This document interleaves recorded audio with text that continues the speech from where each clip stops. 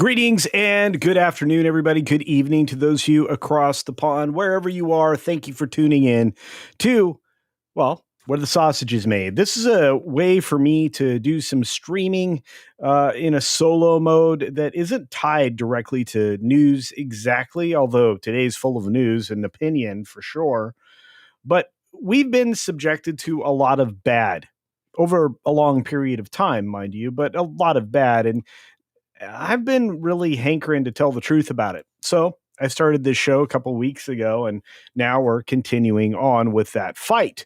We've got stories from across culture that dive into film, television, dive into a box office performance, dive into restaurant issues, and of course ballet shoes.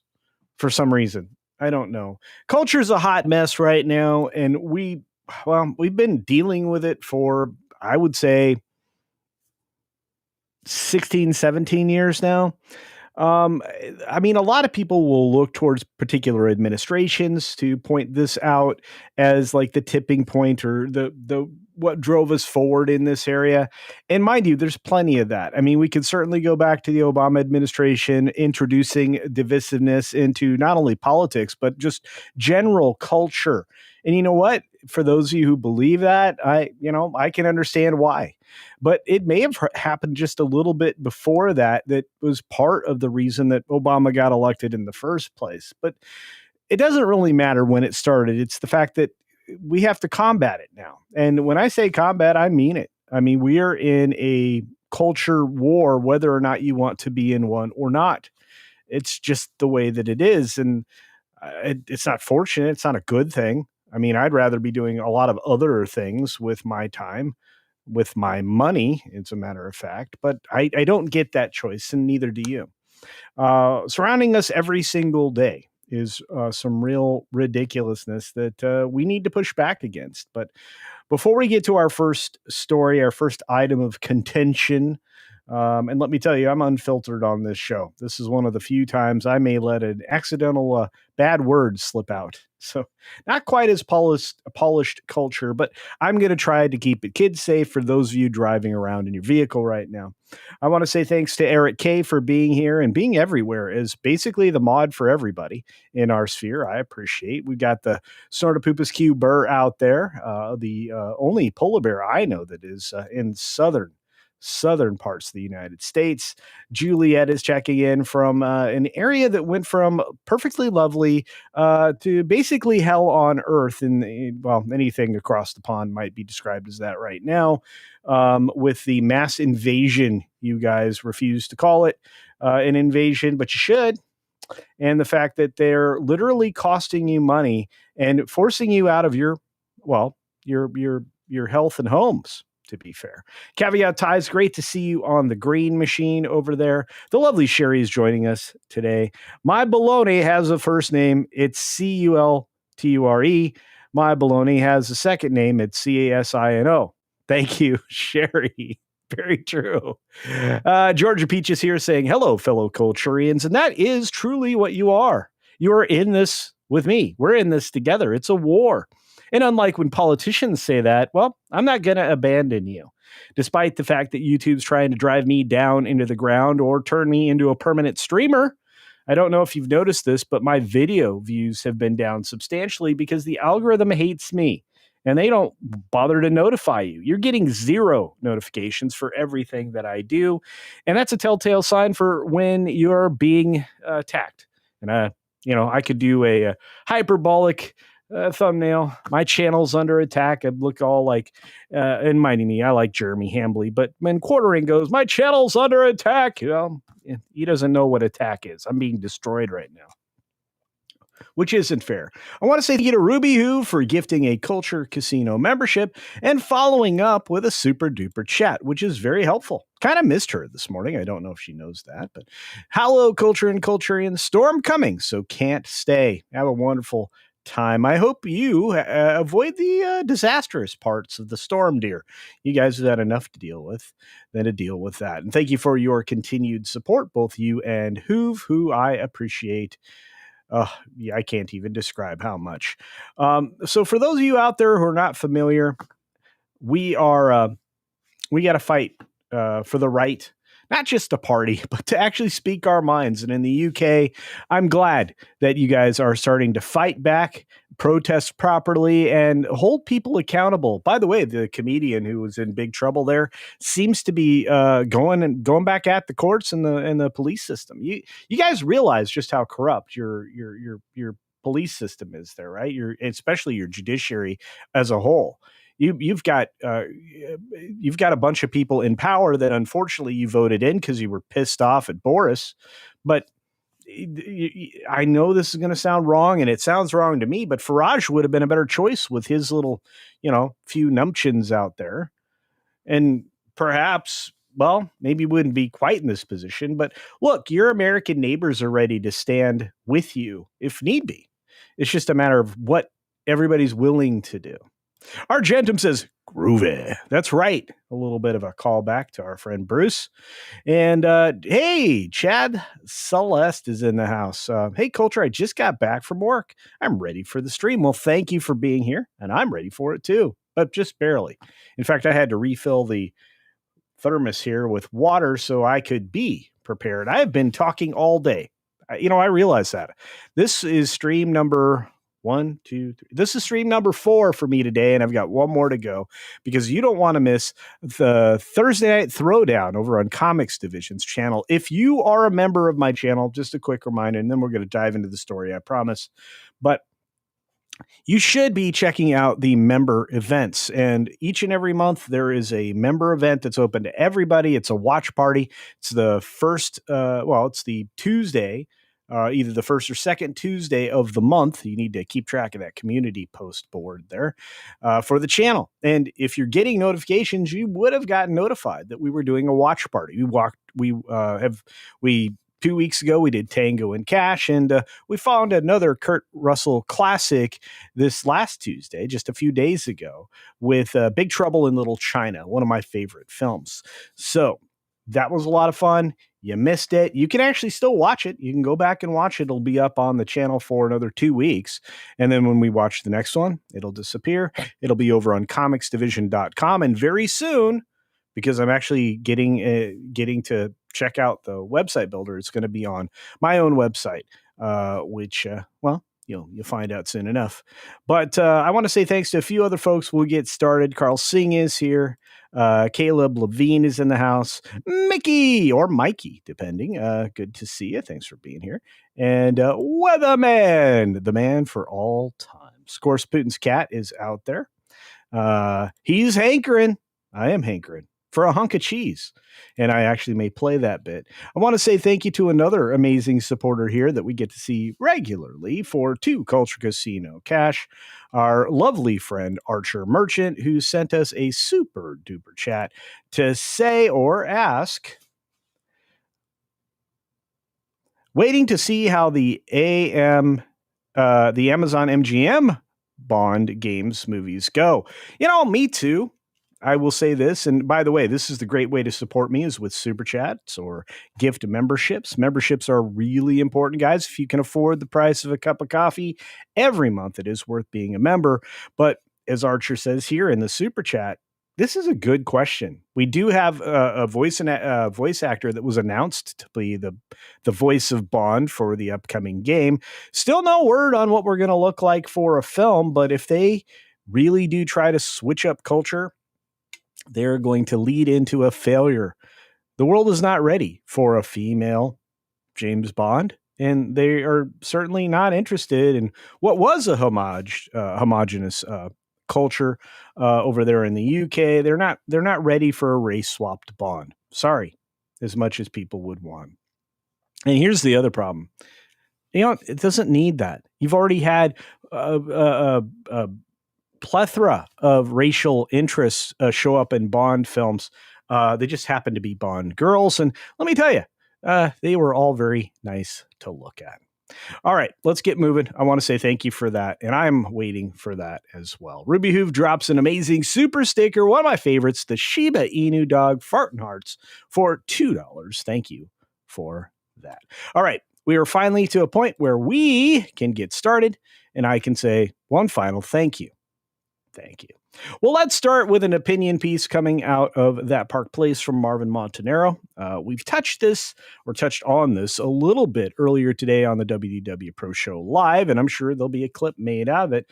But I didn't really get a chance to talk about this and how unhinged people can be when it comes to simple modeling. Much like everything else, the people that are selected to do ad campaigns or be actors or actresses for a given part have to have a certain aesthetic. They have to be pleasant to look at. And one of the reasons why a lot of modern things have, well, not done so well lately is because they've given us the ugly stick version of whatever it is we're used to seeing. That's a problem. And look, if like me, you're not the most attractive human on the planet. I'm far from it. Always have a reasonable expectation to be maybe a character actor, but you're never presuming that you'll be a lead unless you wrote something for yourself and it happened to become popular. Now, Sydney Sweeney, however, I would say pretty easy on the eyes to almost everybody, and including me. I'm male, so this is what a female, the girl next door, is what I would describe her as. Well, most men like. I mean, she doesn't have to be drop dead gorgeous. By the way, this woman here, she's pretty gorgeous, but she doesn't have to be that. She doesn't. But she does have a certain approachableness. She is very kind. She doesn't say ridiculous stuff when she speaks. She's not attacking you or me, and she just kind of best represents brands. And in this case, she's representing Jimmy Choo. Jimmy Choo, if you didn't know, is a shoe brand. So I think she knows that her job is to sell a bunch of shoes, or in this case, boots. Look at those boots. You got a little bit of a heel on them. She'd probably go to the club after this. She throws something on over this leotard. I think she's probably going to be looked at the club too. And look, I'm not going to say she's not gorgeous. To me, gorgeous, but at the same time, she's not like, a runway model, although she certainly could do that. Now, the phrase Sydney Sweeney ballet should be trending right now. It definitely is. At least it was, yesterday evening. Now, it's because of the Chew campaign, not because online activists has lost their minds again, except that they have. They're going after her. Next, we're going to see some Beyonce boots of some sort, probably something relatively fashion forward and ugly. By the way, I don't think Uggs are very attractive, but that's for another conversation. If you think Uggs are attractive, defend yourself in the chat. You're probably going to have to throw a sticker or something with it. I don't know. Otherwise, I'll probably miss it. But I'm just saying, if you think Uggs are attractive, we need to have a conversation right now. Anyway, she slipped on the leotard and she slipped on some amazing boots, I think. And this silly person on X, and look, I'm not going to block this out. Obviously the outlet that produced this particular piece didn't block it out. So there you are. It was retweeted or made more available by Rothmus at Rothmus on X, somebody who I pay frequent attention to and even retweet myself. But this a man, duh, get it, a man, duh. Yeah. Anyway, Sydney Sweeney pretending to be a ballerina is in an ad is so disrespectful, please, to all the girls who have spent their lives learning the craft. Okay.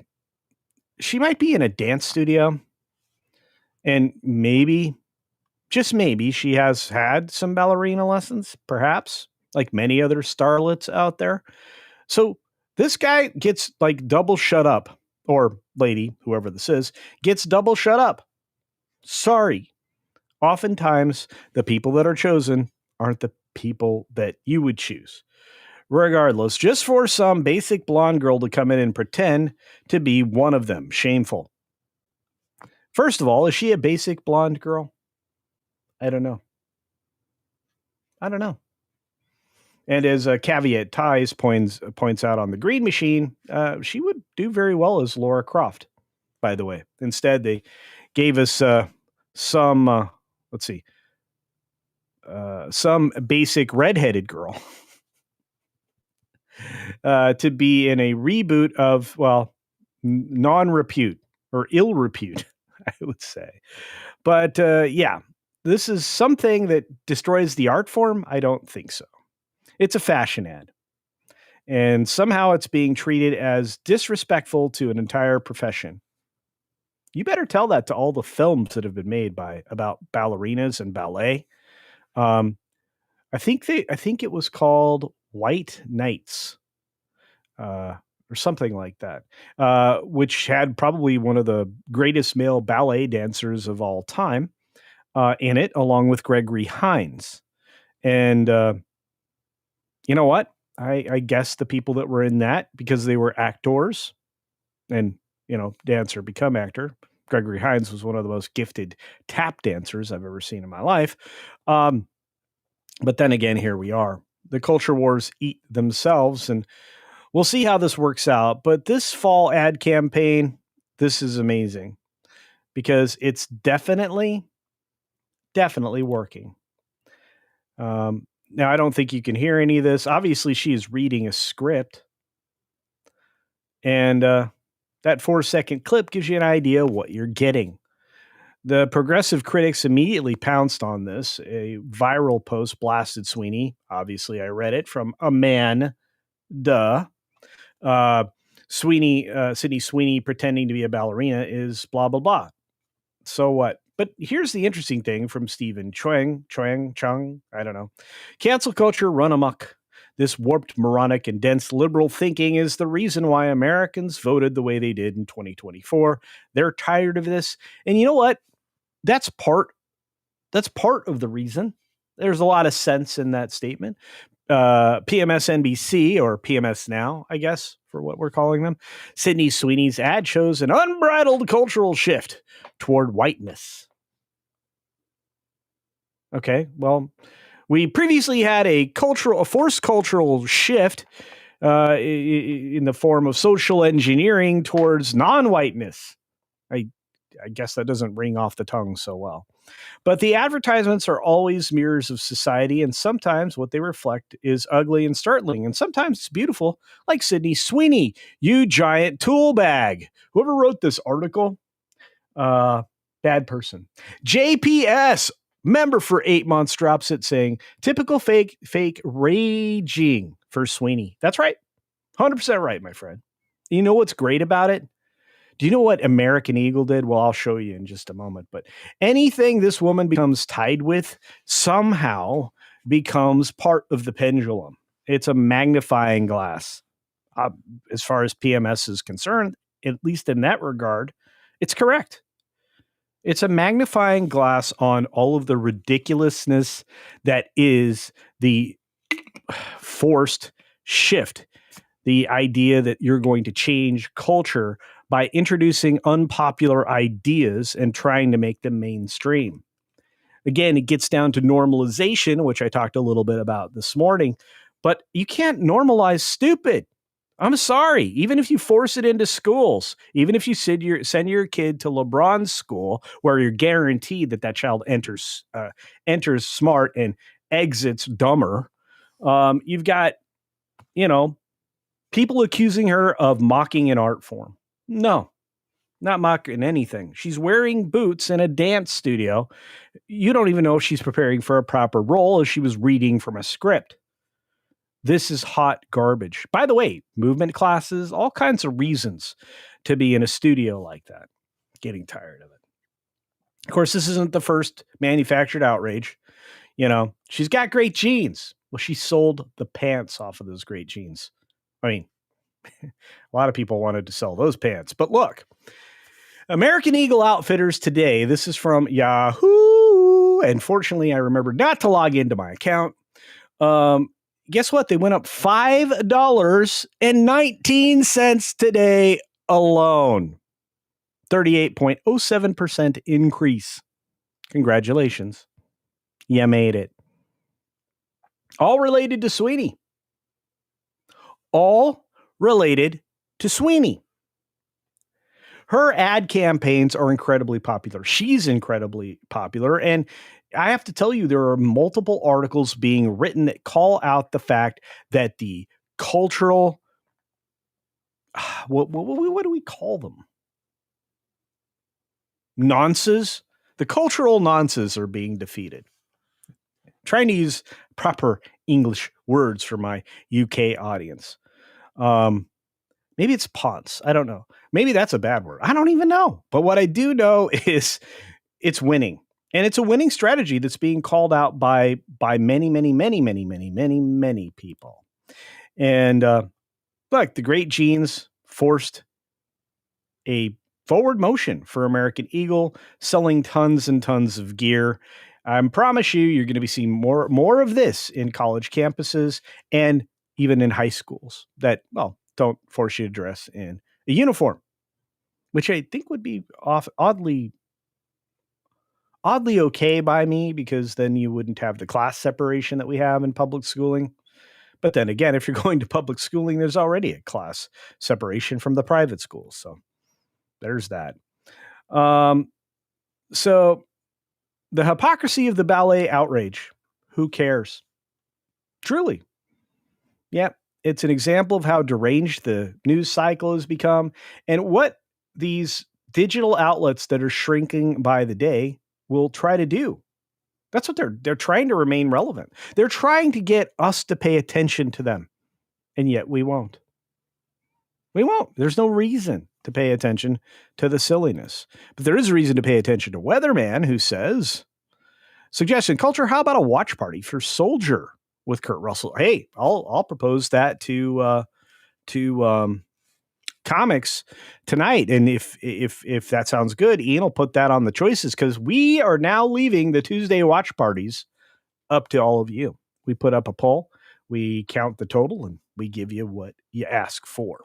But anyway, Dom, who does a lot of creative reworking of other people's stuff, which I appreciate because he gets things out there in the world, talks about this very same backlash with this same example, which is just a 4-second clip.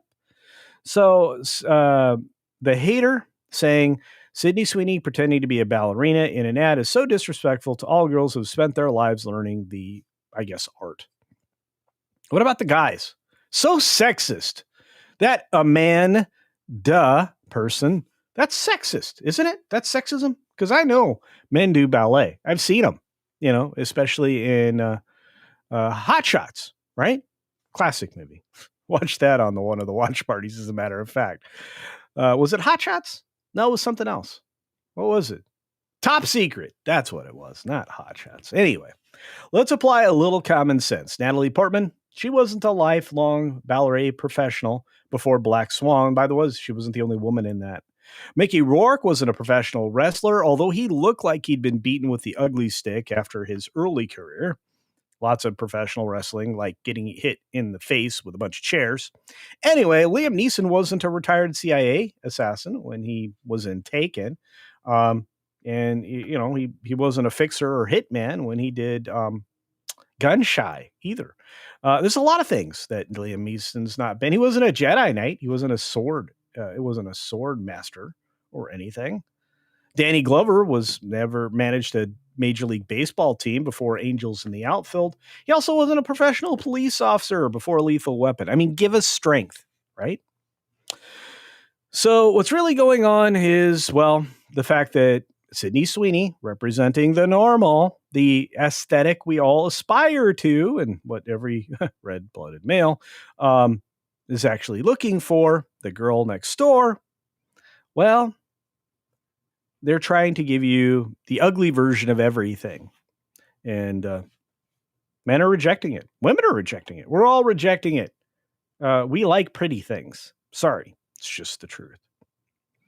So, final thoughts by our friend Marvin say, the Sydney Sweeney ballet controversy is absurd on its face, but it's part of a bigger, uglier pattern driven by activists who, guess what? We're ignoring.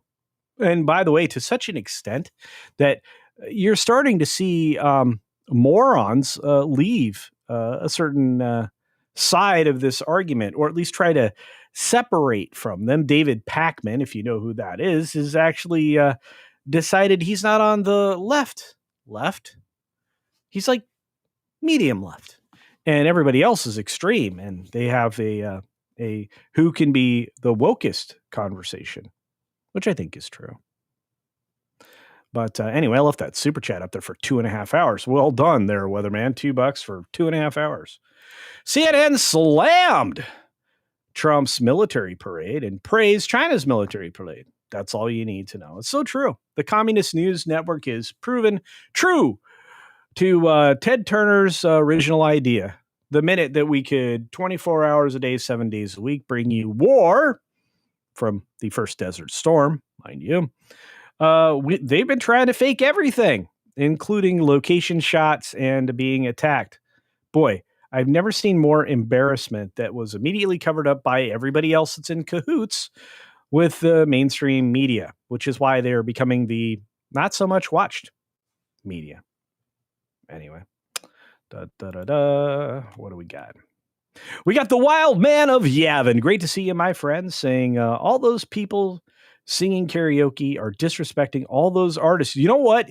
You say that in Japan or Korea, you're toast, brother. You're toast. Don't do that. You get in big trouble. Don't get in big trouble. Okay, I like you a lot, Wild Man of Yavin. Don't ever say that.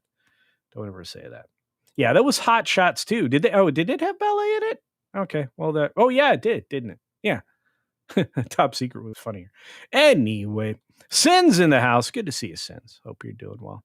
Mark Hamill isn't a real Jedi. He's not even a real man. That guy is a giant wuss sauce. Do you see that? Guy wants like $700 for him to sign like your standee of him that you have in your room or maybe in a safe. I don't know.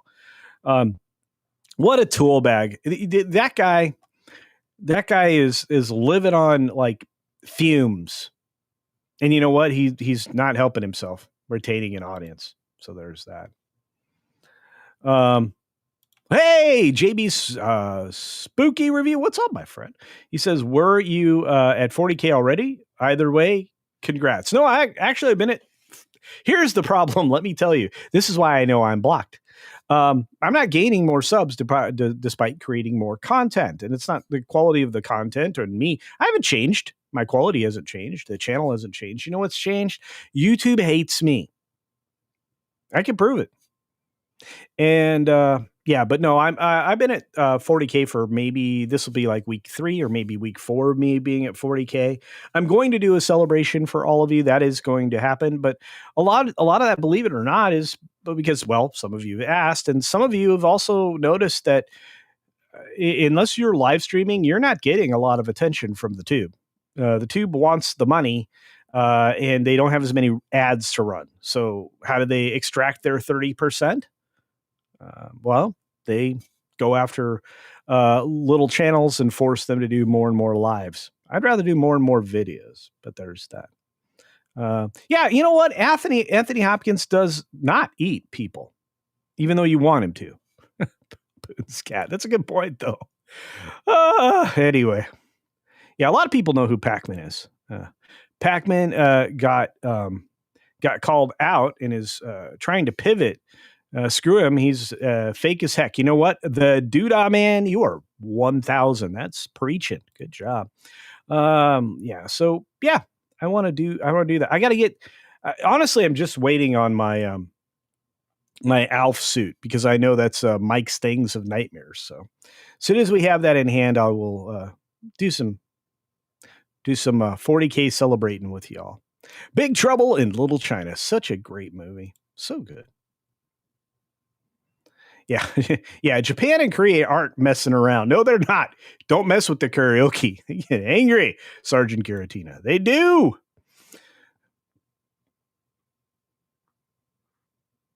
Who else is a cult? Let's see. I am part of the Sasquatch, though. That's true. Very true. Yeah, that's why Roland wants me to suffer with the waxing. That ain't happening, bro. That ain't happening. What kind of fumes? I don't know. What would you hire Mark Hamill to do now? A children's birthday party? That's it. Guy blew up his career when he let Disney get away with forcing him to chuck a lightsaber over his shoulder and Elvis Presley himself by forcing too hard. I'm in a good mood. Hey, Big H is in the house. Lots of prayers in your direction, my friend. I have 4 people here that I pray for regularly. Um, who else is out there? We got more folks. JPS, I want to say thank you. YT changed. It's how they count the views. Yeah. So if you're not leaving remarks on the videos of your favorite creators, those creators aren't doing so well. Not only that, you got to hit the thumbs up button too. And I've actually been saying it in videos. So please, Eddie. I can't even do Roger Rabbit. I'm tired. I've been doing my voice all day. But hey, I'm still here. But yeah, do comment on your favorite creators' videos. Seriously, even if you say, hey, awesome or good or one for the logarithm, something. And hit that thumbs up button. The thumbs up button has never been more important, believe it or not, because again, YouTube's looking for every way to hose their creators, the people that make them money, which makes 0 sense to me. But they're trying to pivot to the lame stream, which means, they're spending an awful lot of effort and time trying to promote things that people just aren't interested in anymore. They want authenticity and reality. And that doesn't get more real than me. So, yeah, the good question is, where is the sausage made? Well, apparently, this time it was made on Sydney Sweeney's ad campaign because they couldn't beat the first one. So we'll attack the second one. And I promise you, Jimmy Choo wants to sell shoes. And I think Sydney Sweeney probably can sell shoes. I think she can sell anything. I mean, she could sell cars, hamburgers. She could be the new Carl's Jr. / Hardee's girl. She could do what Sophie does over there at the WNBA, and instead of making money selling herself to WNBA fans of the 4 or 5 that are out there to watch the women's basketball, she sells Arby's t-shirts for like $800,000 at a time. I think she's going to be all right. And I know Sophie's been worried about it, but she's amazing. Let's see. We got our good friend Roland in here. Roland is Roland. He says, what does he say? He says, how can YouTube be after you? They love the gay content. It's probably true. I'm always happy. I'm full of mirth. True story. Chris in the house. What's going on, Chris? Look at that. Okay, we got Argenta. Did you hear about the anti-immigration protests in Japan? Yes, that's a couple days ago. Amazing stuff. Like you said, we're starting to see the UK push back. The Australians are finally getting it. Never should have given away your guns. I'm going to tell you, if you were part of the British Commonwealth and you gave up your guns, shame on you. Canadians, you're about to learn a terrible, terrible lesson because you have the preeminent globalist, I'm going to say bad words, guys, super cuck over there. We're half an hour in, aren't we? Yeah, I'm safe. So yeah, there's that. That Carney is a Carney. Seriously. He's smoke and mirrors guy. He's led you down a primrose path to no trade deals. And look at what he did to you with China. You guys have kowtowed to China for a decade and a half, 15 years trying to learn how to be more socialist, or at least that's what your government was trying to do, not you guys personally. Look where you are. You're exactly where you got led by a bunch of people who weren't originally in your country. And then you decided, hey, multicultural isn't far enough. We're going to go looking for victims to honor every single time we do something. Oh, what is wrong? These are people who just happened to cross the land bridge before you did. Anyway. Come on, CC, it's for the kids. No, it's not. Let's see. So you think it's a plot to keep me from getting another 10K? Maybe. We need 10K. Sorry, I need to get 10K more before the end of the year. I was trying to get to 100K. That's how suppressed I've been. It's insane. Anyway. Anybody out there? Gabby says, my hubby and I are watching. Hey, awesome. Is anybody watching the awesome Dark Wolf on Amazon? A lot of people are. I'm waiting. I'm going to tell you. Oftentimes, if something is streaming and it's every week, I wait till it's all over and then I binge it. Because that's just how I work for time. It's just the way it is. Who else showed up? A lot of people snuck in on me. Donovan's out there. I think I said hi to Pity. Uh, there's our friend JPR PH1 with a cup of coffee. Thank you, my friend. That'll wake me and perk me right up. All right, let's get to something else. Morgan, I know you didn't vote for it. Neither did, we have a lot of great Canadians in our audience. I just want to say thank you. I appreciate you guys. I know what you're going through. I actually was thinking about starting to do videos about what's going on in Canada and all the other countries that are suffering. But I've never really mixed. I mean, we have talked obviously political stuff, and since part of the culture war and everything else we're fighting right now is part of that. We have upon occasion done that. And I'm rooting for my folks in the UK right now and in Japan and in Australia and even the folks up there in Canada where you're, super Canadian. But I'm going to have to poll you guys at some point and ask you, look, is it okay? Because I asked this question once before, I got limited response. Is it okay if I talk about political subjects? Is that going to be all right? Is it going to be something you'll watch? Will you watch it more? I don't know. I will say that, the culture war is being fought globally because the globalists are trying to force change everywhere. They're trying to change culture by forcing multiculturalism upon you in places where the people that are coming in have no interest in doing anything but changing you. That's bad. It's very, very bad. And when you say those types of things and you're in the algorithm I'm in, maybe that's one of the reasons I'm being forced to be destroyed by YouTube. Hard to say. What a bunch of tools. Jerks. Ninnies. Ninny's a strong word. Look out. Gabby says politics is okay. Okay. We got Jason Webster saying, highly recommend K-dramas. Oh, yeah, Korean dramas. Indeed. The Defects, Law in the City, Beyond the War, and The Winning Try. Awesome. I think that last one might be cricket or football. JPS says, I'm fine with it. I don't know if YT would be. I don't know. I watched one of my friends pivot hard on his channel and go super Trumpian. That would be Jeremy Griggs over there at Geeks and Gamers with his Cobra cast on his D-Day Cobra channel. That was something I really wanted to do early on. It's something that Comics Division and I did a lot when we first launched one of the shows we were doing. That was one of the main things we were doing before we were doing Monday Meltdown. So it's a different conversation, though, for sure.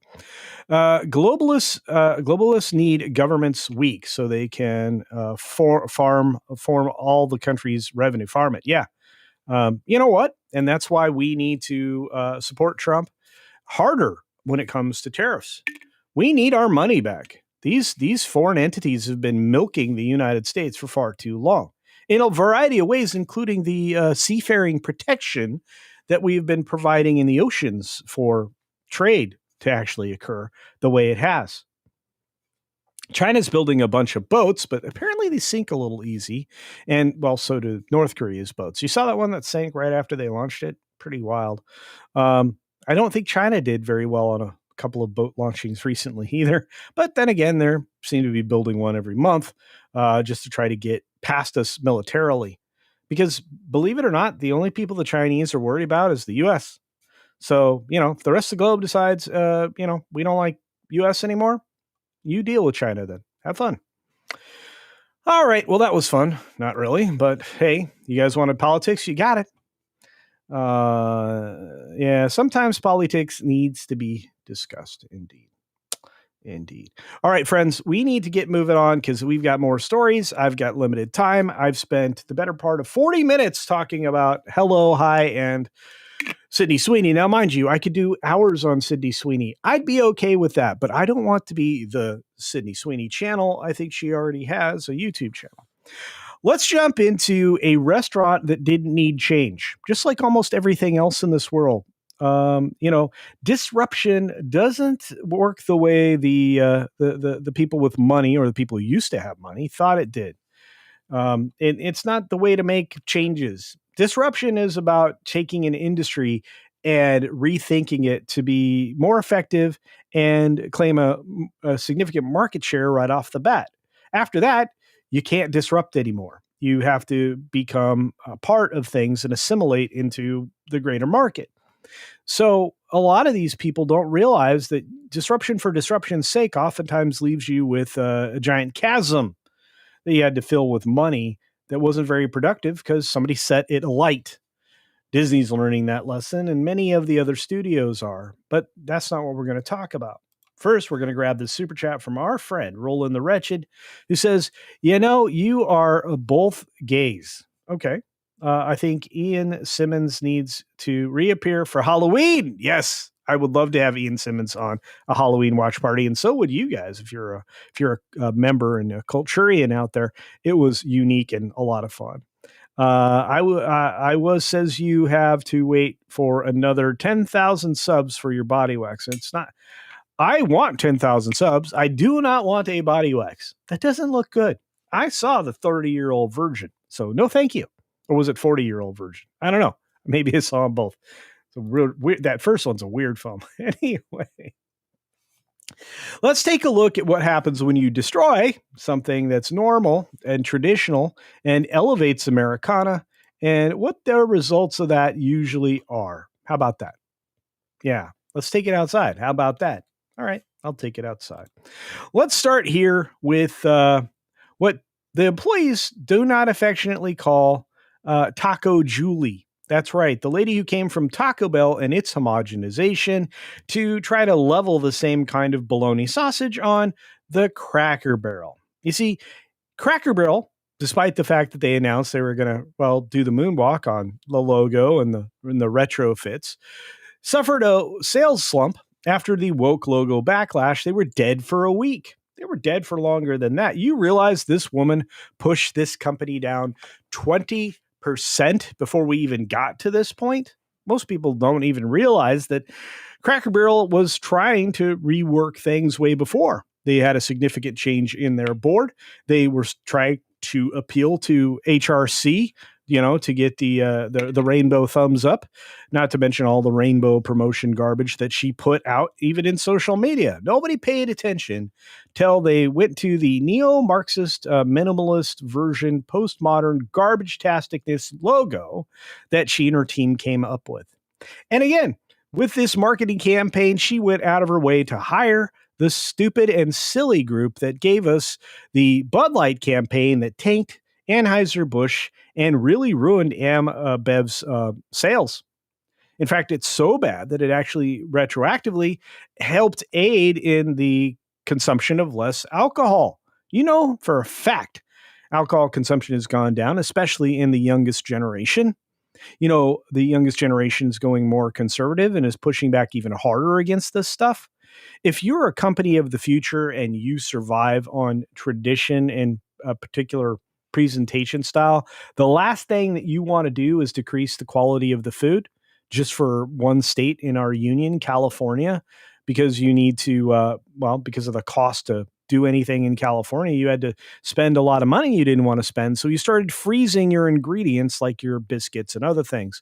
And then because that worked out so well at cost savings, your spreadsheet warriors of doom and lack of actual experience at things decided let's do that in all of our restaurants. So customer complaints rise at a rapid rate, which they did, and all of a sudden you're finding yourself with a lower and lesser reputation for no other reason than you destroyed the quality of the food for want of expansion. And, to be a New York company instead of a Tennessee company, which, believe it or not, is where you're based. The state of Tennessee actually invests in you, and so does the pension fund. The Treasury, as a matter of fact, holds a significant portion of Cracker Barrel stock. For what reason? The thing is tanking itself daily. We'll get a look at that in just a moment. But yeah, dead for a week. So they suffered a hit to sales after it unveiled the woke new logo. And of course, then people started to pay attention that everything about the company had been woke for a few months at that point. And starting August 19th, the day after the logo was revealed, transactions slowed at Cracker Barrel restaurants, according to debit and credit card data from Bloomberg Second Measure, basically breaking down what sales looked like. Well, yeah. As a matter of fact, I will tell you, and it's anecdotal, most things are these days, I traveled to a Cracker Barrel. Not because I was going to go there to eat, although I've done that many times on the road on a road trip, because I think it's it used to be good cuisine to interrupt a long road trip and kind of refresh your batteries. But at the same time, I was at one of my favorite theaters. There's a Cracker Barrel in the same parking lot. Used to be somewhat full. Do you know what? There was not a car in the parking lot. There were three in the employees lot, which is behind the restaurant and are marked off, but no other vehicles. And to be fair, should have been a lot of vehicles there. There weren't. And I don't think there's going to be. I think this is going to hurt for a while. Regardless, after that, transactions fell off. The sales decline gained steam through the 26th of August as diners slammed the new logo, a modern, sleek reimagining that erased an illustration of beloved folksy farmer Uncle Herschel. Mind you, during the same period of time, or towards the end of it, the family patron, the man who created this, in the first place, in the 70s, came out and said, hot garbage. This isn't my company. And he's right. He's right. Here is an example of an original Cracker Barrel Old Country store. Well, the new logo got rid of almost everything except for a yellow and brown logo and also the country store. Not great. So other full restaurants showed mixed results during the same period because, well, they're too expensive, to be fair. And a sign that Cracker Barrel's sudden downturn was due to brand damage, according to Bloomberg. You know, Bloomberg is kind of brave for going out on this and standing on this stump because it's against what, globalists like the Bloomberg owner are interested in.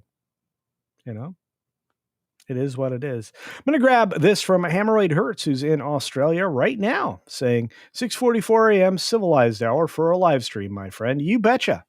And I'm going to continue to try to bring you an afternoon live stream on Thursdays, at least until the hiatus for the HCast is over. So keep that in mind. But Cracker Barrel coughed up a lame apology on August 25th. Very lame. And they didn't take back any of the woke elements that are actually shoved in or forced into that company. The following day reversed the redesign after Trump urged the dining chain to go back to the old logo. When the president speaks on something, a president that's popular with a large chunk of humanity, mind you, you've lost. You lost. So there's that.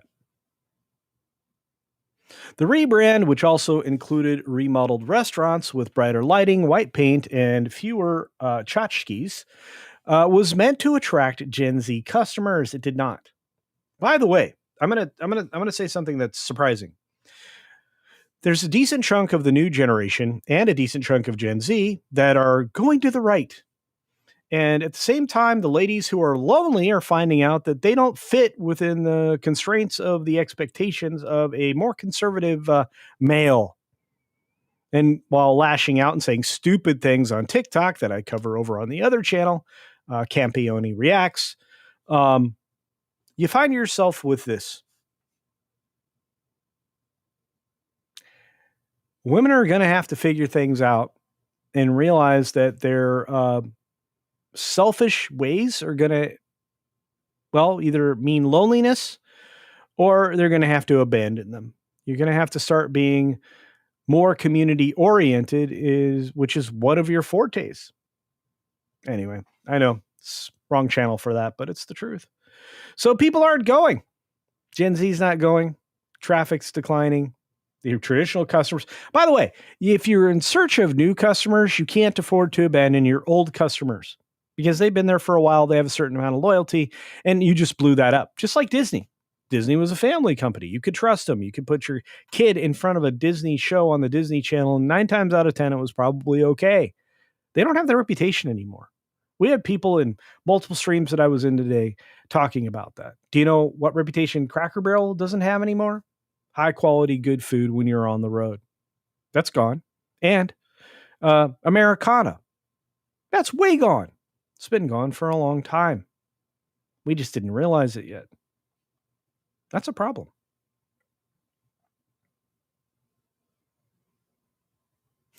Back to the shadows, you blue-haired demon. That's exactly what's going to happen.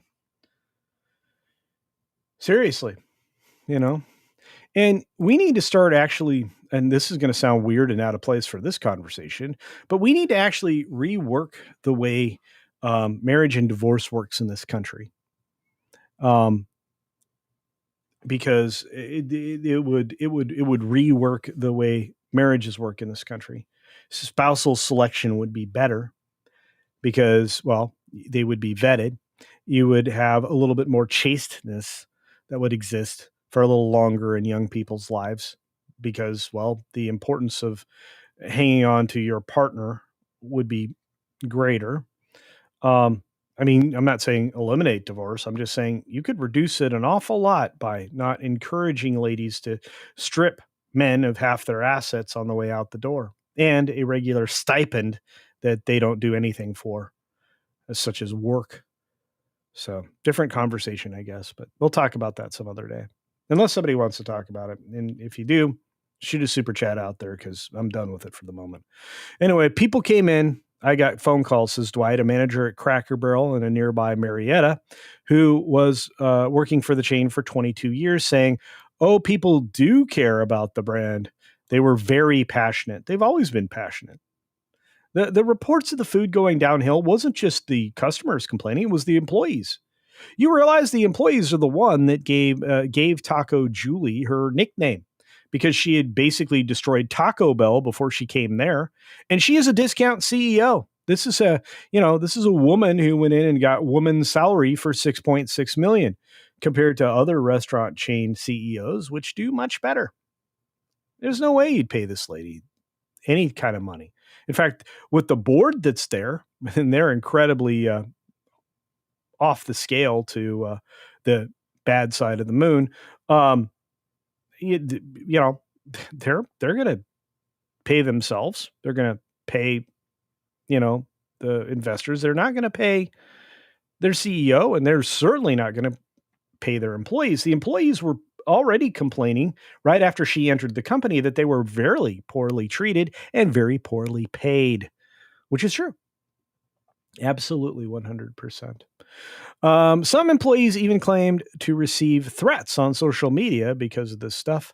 At least this is from a server named Christian. People were angry. Yeah, they were. They weren't going to go back. Cracker Barrel cratered about 10% since the logo introduced. That's on top of the 20% it had already descended into hell before they did this process. The share of U.S. adults with an unfavorable view of Cracker Barrel jumped 10%. That's not good. And 5 days after the logo reveal, 25% 2 days later. So it tanked. It tanked from 10 to 25. Even worse. Very unfavorable.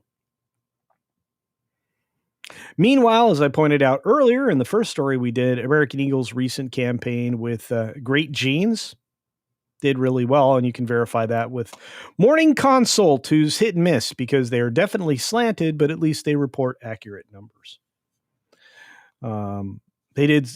Morning Consult said it surveys 150 people a day, and that negative perceptions of Cracker Barrel had already started to fade by late last week when they said they weren't going to change the logo. The problem is a lot of people are still very much aware, and if you're not, of the fact that this company is internally incredibly woke, and they don't have any intention of changing that, which means things are going to be worse.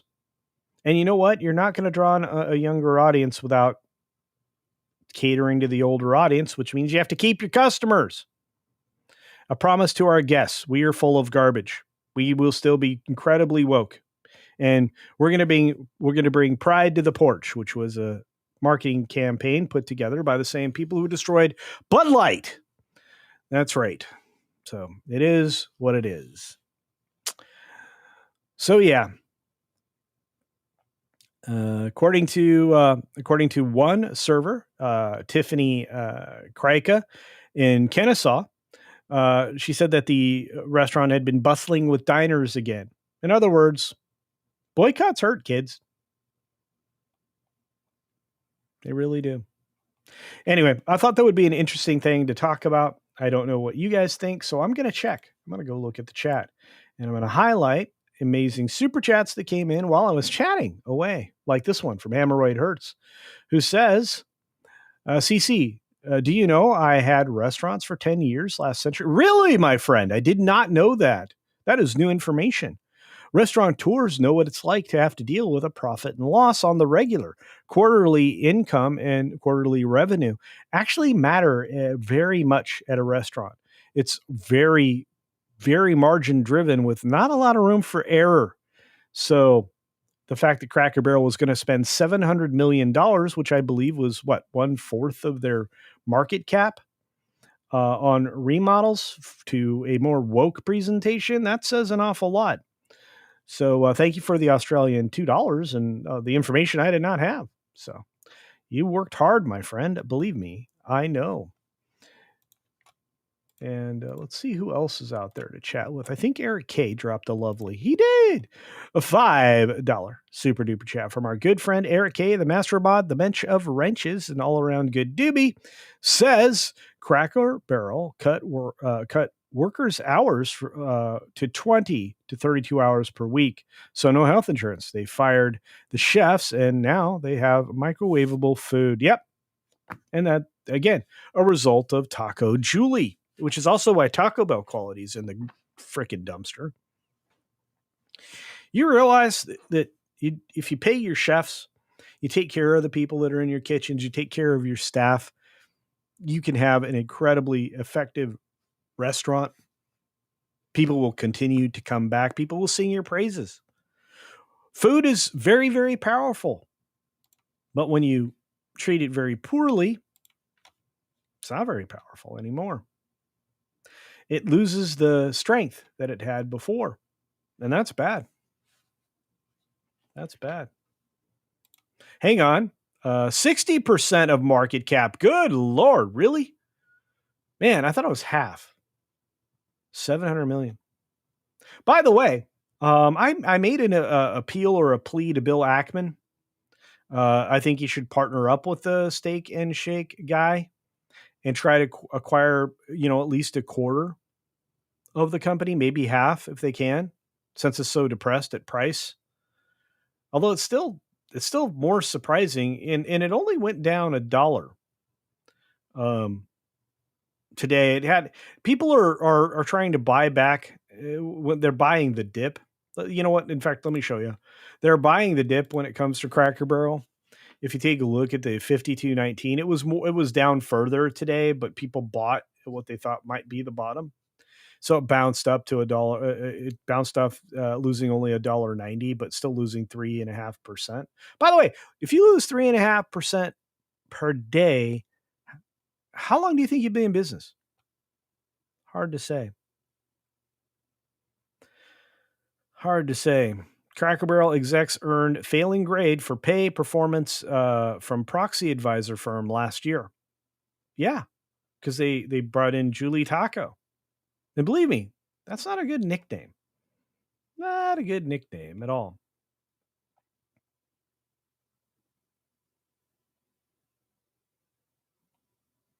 But that was today's performance for Cracker Barrel.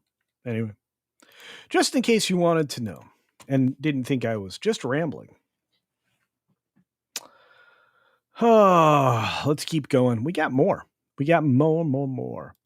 I want to talk about movies because they're a big part of American culture. The cinema has been a respite from troubled times for a long time for Americans, especially. Seriously. And we oftentimes find that to be one of the cheapest forms of entertainment. It used to be, it's not anymore. The incredible acceleration over a 6-year span has increased ticket prices over 25% from where they used to be. And it has actually diminished the volume of consumers by 25% in the same span. I'm going to show you why. I want to take you back in time, if you wouldn't mind. Hey, oh, it's Spirian. What's up, brother? Good to see you. And we've got the almighty Black Az out there. Good to see you guys. Thanks for jumping in. Mark Fields is here. Mr. Positive Vibes. I hope you're doing well. And the lovely Davina is here as well. All right. So let's jump on this. In 2019, which is 6 years ago, you had movies at their peak. 2018, 2019, two of the biggest box office earnings years ever. And then we had Joe Biden. Anyway, I can't blame it all on Biden. It can, but I'm not gonna. Avengers Endgame came out, and just domestically, its earnings were over $858 million. One of the biggest earners of all time. Right up there in the top 10.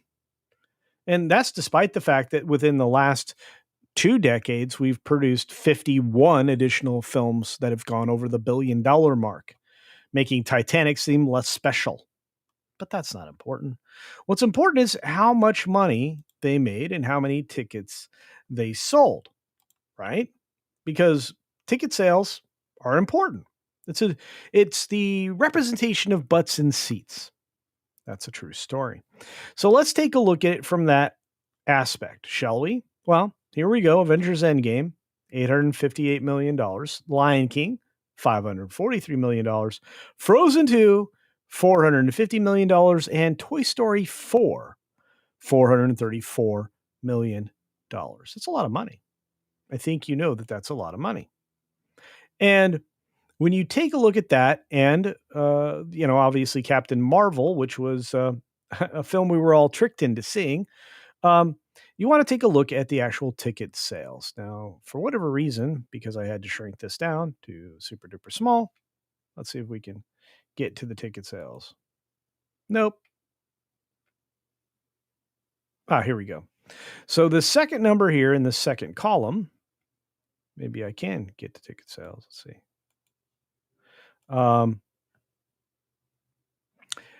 Toy Story 4, we're going to use that for comparison, sold 47,384,000 tickets.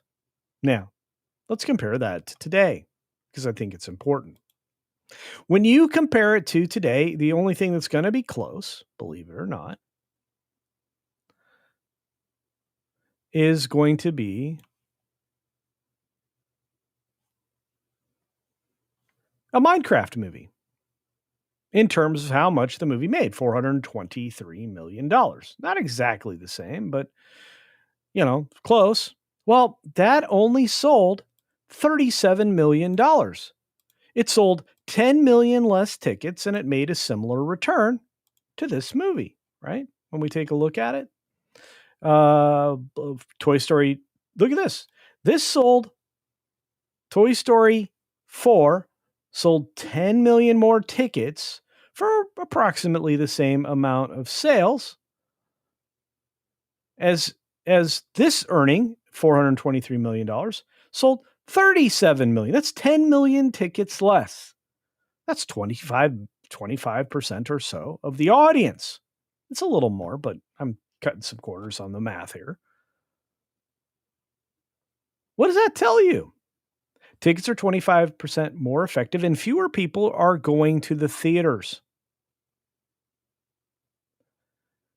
This is across the board. This is not just inflation, although, honestly, over 6 years, 25% inflation is absolutely ridiculous. But it's also increases in ticket prices to just kind of recoup where we were. Cinemas are in big trouble. And one of the problems with cinemas is that they rely too much on blockbuster films. Way too much. They're constantly pushing the envelope for, what they can spend and for what they can deliver with that money. My argument is they're delivering less and less for more and more. I'm not sure you guys would all agree with me, but I think that's an accurate statement. I really do. And so when I see people, coming back at me about films I say are flops and failures and they didn't make their money back, I mean, I do videos on that all the time. I did a video on that this morning. The shills are shilling right now very, very hard for Disney and for DC, both Marvel and DC specifically in that video. But overall, that's all they do. They try to hold up a positive flashlight to an industry that's imploding.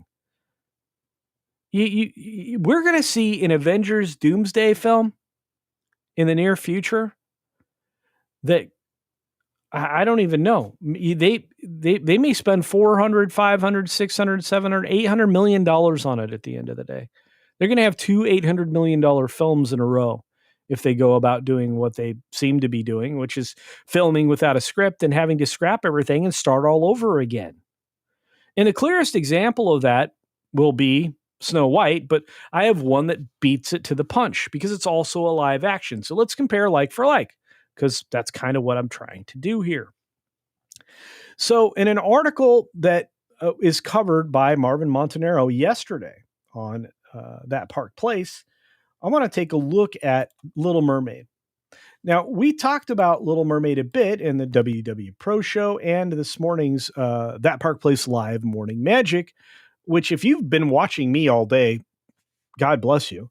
And if you're just joining us, also, God bless you. You are proper culturians. I appreciate you. And if you're watching on the replay, make sure in the comments below you comment, number 1, and 2, you put hashtag replay gang. It's important. Tell me what viewer you were, as a matter of fact. That would be really, really relevant information. But Disney's Little Mermaid live action was a bigger flop than anyone thought. Now, that is not a common headline. It's not something you would see on Collider because, well, they're Collider, or you certainly wouldn't see on IGN because, well, they like to feign ignorance, as well as all these new puppet accounts that are out there right now that are shill accounts like Culture Crave and others. That's probably going to get me blocked, but I don't really care.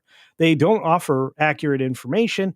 And while I'm not going to call any of these outlets absolute liars, they do present inaccurate and incomplete information as the truth, And again, the remake here of Little Mermaid lost money. It was always destined to lose money. It's going against everything cultural that at the time had already started to tip back. The pendulum had already started to swing back. So this is something everybody saw coming. And it wasn't just because of the race swap, which was a pretty big impact if you think about it. This is a European fairy tale that's definitely born out of a particular region. So when you take a look at the remake cost here, $380 million, that's substantially more than has ever been reported before. There's a reason for that. We have a few financially minded people working at financial papers that every once in a while drop the absolute hammer of truth on top of Disney and even the outlet that they work for, because I don't think Forbes is going to be too terribly excited to report just how much of a disaster this was. But Disney's big budgeted live action remake, The Little Mermaid, has entered the record books for all the wrong reasons. Yeah, it was a disaster. By the way, raise your hand. Raise your hand. Notice my hand's raised. If you predicted that this was a terrible, terrible loss and we would find that out eventually after we had all the receipts in. Yeah, this guy.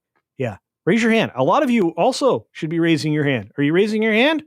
Raise your hand because you deserve to be acknowledged as well. Everybody knew this was a disaster.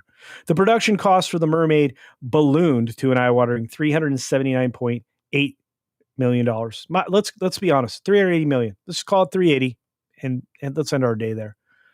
There's definitely some rounding numbers. There's some expense accounts that were misused, stuff like that didn't get reported, probably. Although Carolyn Reed at Forbes, probably one of the best financial writers and most accurate out there. She won't say anything about anything if she doesn't know it for sure and it's not a fact. That's a proper journalist. We don't have many of those anymore. Very few. Very few. So a budget that just kept growing is true. They wasted so much money and effort on this for nothing, to lose money, extraordinary amounts. This is a very expensive film. The budget was originally reported at $250 million range. Again, when they publish budgets, guys, I'm going to say this again. I said it on today's video that I dropped this morning, which you need to check out. It's very good. I spent some time on that. And of course, I do this almost every time. I tell you, the budget's like That's before they shoot frame one.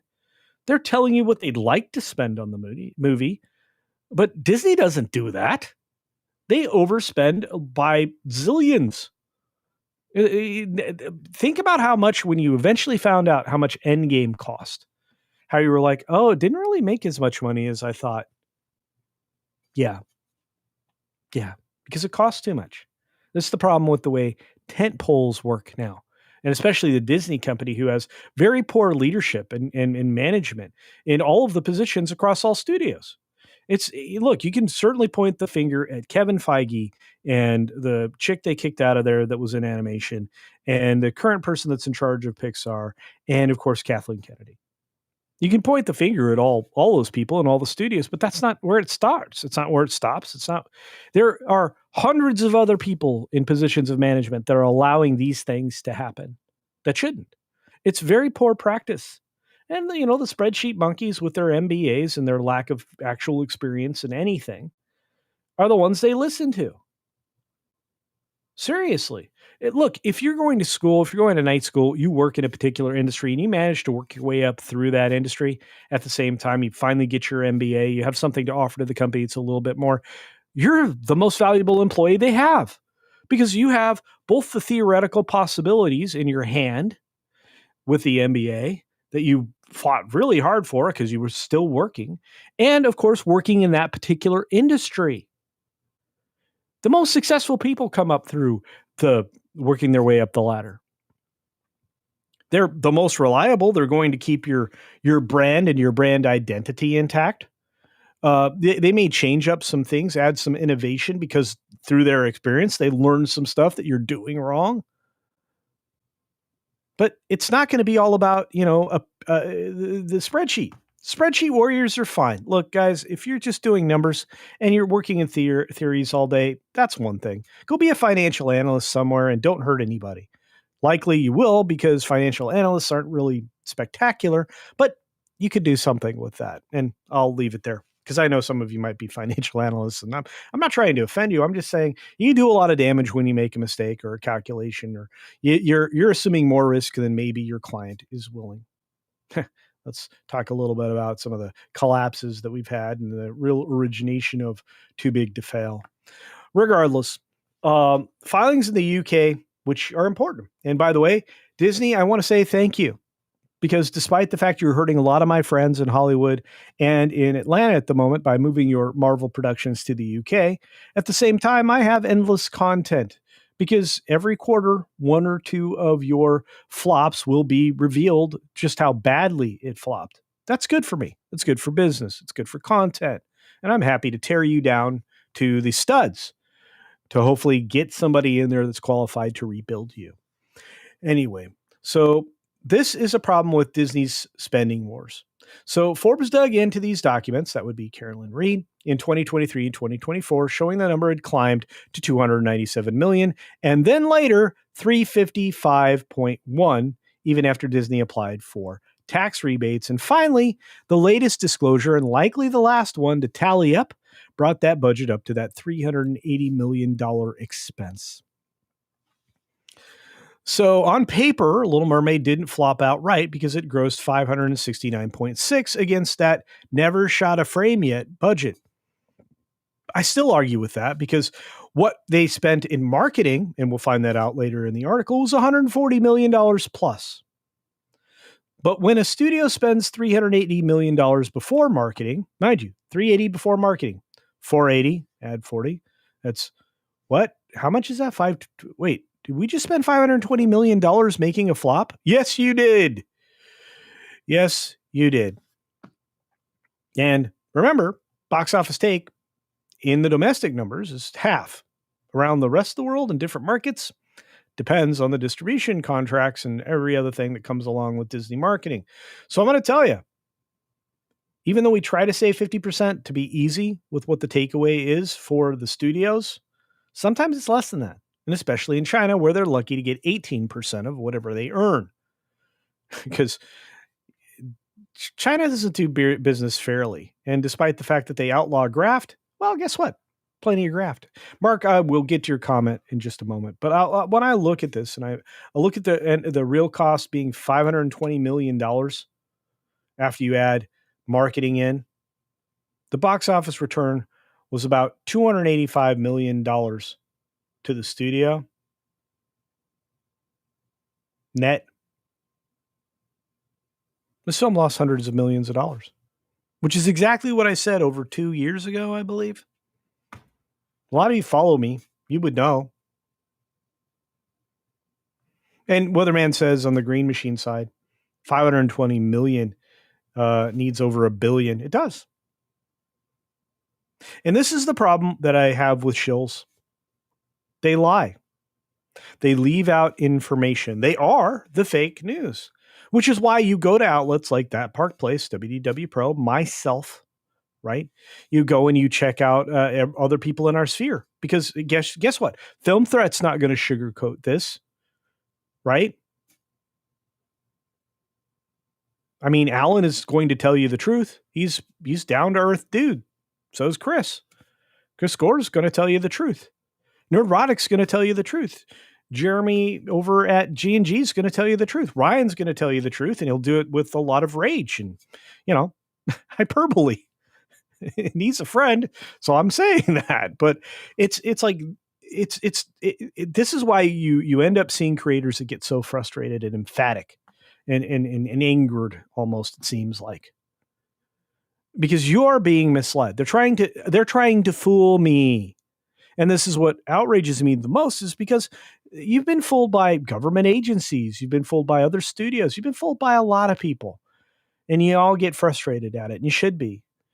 And it's why I'm never going to tell you to support things like Collider, because they lie by omission. Let me say it that way, because they're leaving things out. It almost doesn't matter. Screen Rant is likely to do this more often than not. And that's unfortunate, because one of the guys that works for Screen Rant, I think his name is Ryan George, who I have bought many t-shirts in support of, I guess is still tied to them in some way, which is unfortunate, because, his pitch meetings are some of the most beautiful things on YouTube and other platforms. But honestly, this places The Little Mermaid in the same league as other infamous Hollywood money losers like John Carter and Tomorrowland, which, again, was the beginning of the end for George Clooney, and kind of exposed him for the charlatan that he is, the head fake actor that he is. Because really, he's a head bobber. That's it. Guy doesn't actually act. He's been doing that since General Hospital Ladies. And despite the fact that he was cute, dimples and all, and the hair that's definitely dyed now really badly, dye job, terrible dye job. That's what you get. That's what you get. I want to hear what you guys have to say. And I need to acknowledge Mark Nichols, because Mark Nichols said something that was in support of me. So if you see something in support of me, in support of me, I will definitely get to it. No, I want to say thank you to Mark Nichols for all the support all the time, saying you're completely right. When inflation and premium format screens aren't taken into account, it makes these newer films look much better than they really are. Indeed. And look, this is going to continue to happen in an industry that doesn't seem to acknowledge that they should have price controls. They have so many people that shouldn't be involved in the industry involved. This is where when we talk about didn't earn it, DEI, all these other elements of woke, ESG, I can go into it all, right? Bridge, which is the new way to try to rename things, or the baloney sausage that Cracker Barrel threw out that we just talked about with their culture and belonging. The minute you see belonging, go looking for the nearest Marxist in the company. Chances are it's the CEO, and obviously Julie Taco's a huge Marxist and globalist. We need to go after the bad actors, which, believe it or not, are all somehow tied to the WEF or BlackRock or Vanguard or any of these other things. If you call out the number of people, if you look at how many people have not just a profile that acknowledges they're an important person in the world, but that are actually members of the WEF, that if you were to just call them the bad guys, like we just did with Venezuela, if you call them out for what they are, trying to destroy cultures in multiple countries. What are those called? Starts with a T. Yeah. If you call them what they are and you acknowledge them that way here in the United States, and well, they get kind of blanketed with that. How quickly would globalism end? Pretty damn rapidly. There's a lot of penalties for being a bad guy. I'm just saying. I'm not saying. I'm just saying. So anyway, let's get back to what Mark was saying, because whoopsie. So anyway, the films are bad. The money that they make is bad. How they make the money is bad. It's all bad. It's why unless I absolutely have to cover something with Disney's name on it, I don't. Not going to go to a Disney theme park unless, it's an effort for someone else. It's not my first place to go. I'm now fully on board with Universal.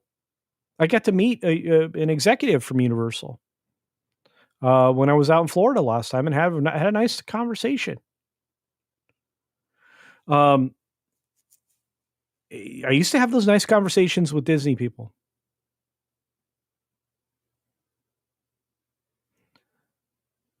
It is what it is. I guess it's over. And that's okay. Speaking of it's okay, come a going. I want to start singing, but I'm not going to. That's 5 Culture Casino memberships. Thank you, come a going. You are a lifesaver. By the way, the more of the members that we get, the more of the guaranteed Culturians that we build, the better things are for the channel. Or for me as a creator, I should be more direct there. Because as I said, YouTube doesn't like me so much these days.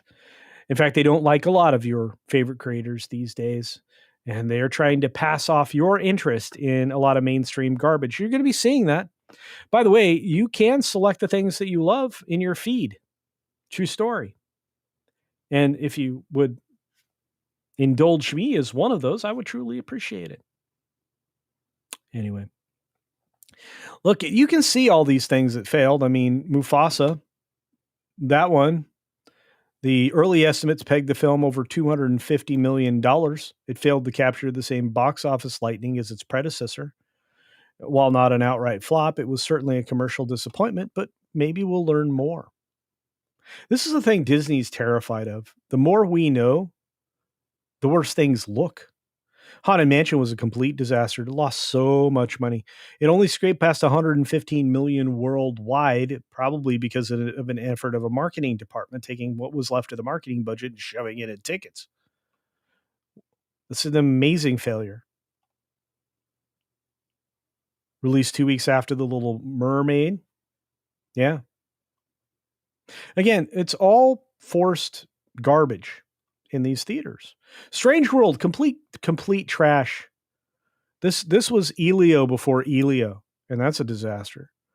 The original animated adventure reportedly cost only 180 million. That's a lie. Well more than that. We know that cost way more than that. It flopped at 73 million worldwide, which means the marketing budget didn't even get covered for this film. Lost over 200 million. I'd say more than that. Way more than that.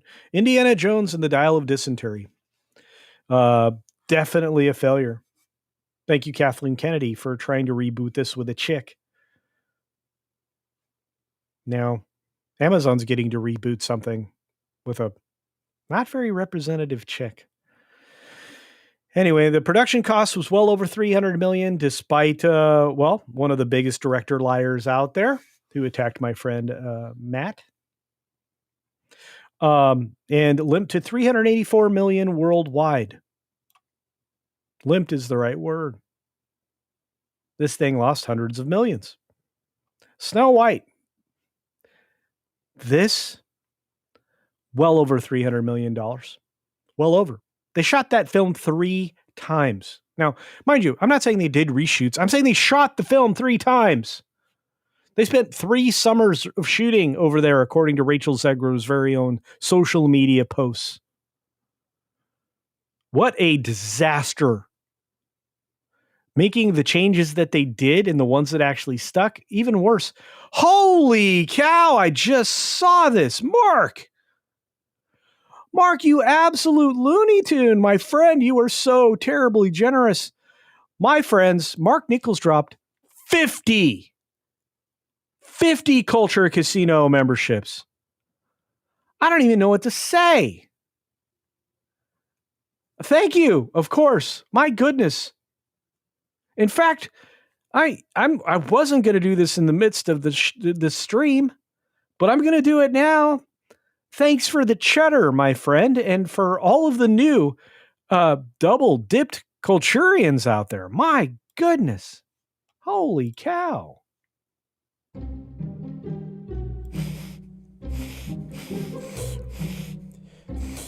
Oh, man, that's some sweet cheddar.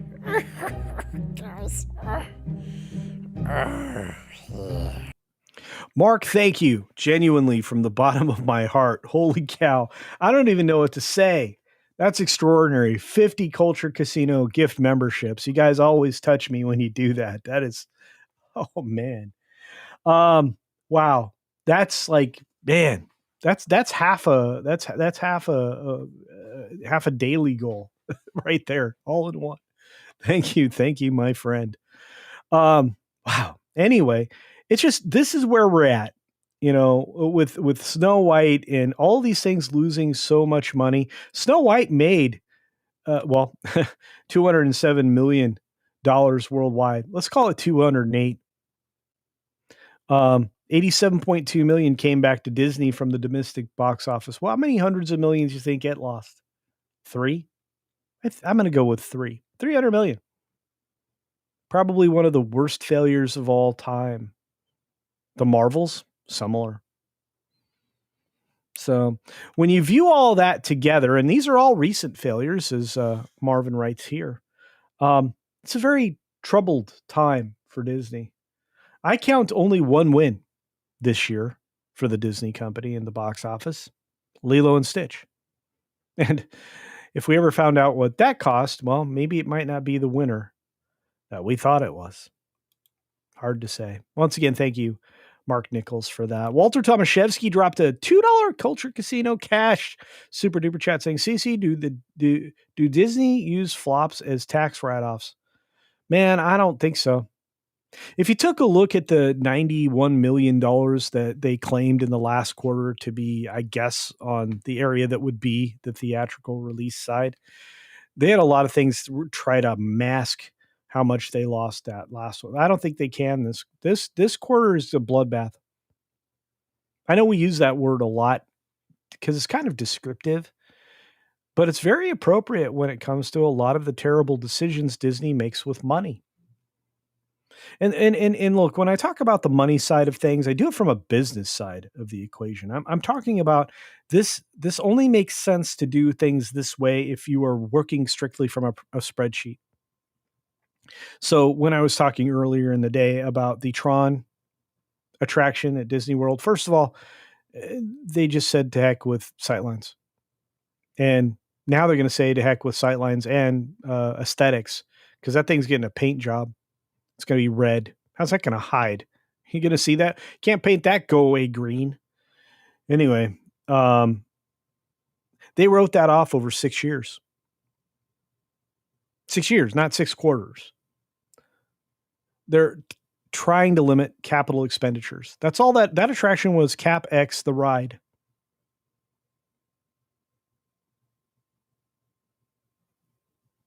Something that had already been built. Essentially, you could claim it was an off-the-shelf attraction at that point because the light cycles had already been used in China and reused for different purpose in Animal Kingdom, because you're actually riding a light cycle when you get on the back of one of the dragons. Or I guess they're Akira. No. Oh man, I know the name of this, and now I'm gonna sound silly. Jay's gonna chastise me. But Ekron, that's what they are. So they're gonna get on the back of an Ekron, which is a light cycle bike. You probably noticed the similar restraint system as well. So when you think about it in those terms, you're like, why did this take so long and why did it cost so much? That's a huge question. Lots and lots of hot garbage, in my opinion. But of course, we can dive into the controversy about the race swapped Ariel. And I think that didn't help people be attracted to this. Halle Bailey can actually sing, at least, and probably doesn't need auto tune like Rachel Zegler. She has a very full and flowing voice that has complete range to do the character. That's saying something. Disney doesn't seem to be going after that a lot lately. Supporters were praising the casting, of course. We already know those are the usual suspects out there. But for people like me, I claimed just this forced identity politics. And it was. They even changed the story across the board. Ignoring the actual fans of this worked much to their detriment and guaranteed that it was going to be a scrape to make profit. But with as much as they've spent, they lost money. Man, Halle Bailey is truly a talented vocalist. So they were aiming for $1 billion. Believe it or not, they missed it. Which again, in the video I dropped today, seems to be a claim that bothers the show media. We're not wishing $1 billion on every movie. We're wishing for it to be good and to make decent box office so that it actually makes money. None of the superhero films, by the way, this year made money. None. Even Superman, no matter what James Gunn says, he's a proven liar. Kind of like James Mangold, who went after my friend Matt. Don't do that. Anyway, why the Little Mermaid production cost matters? Because, well, they spent too much money. The remake was supposed to be a can't-miss cultural event.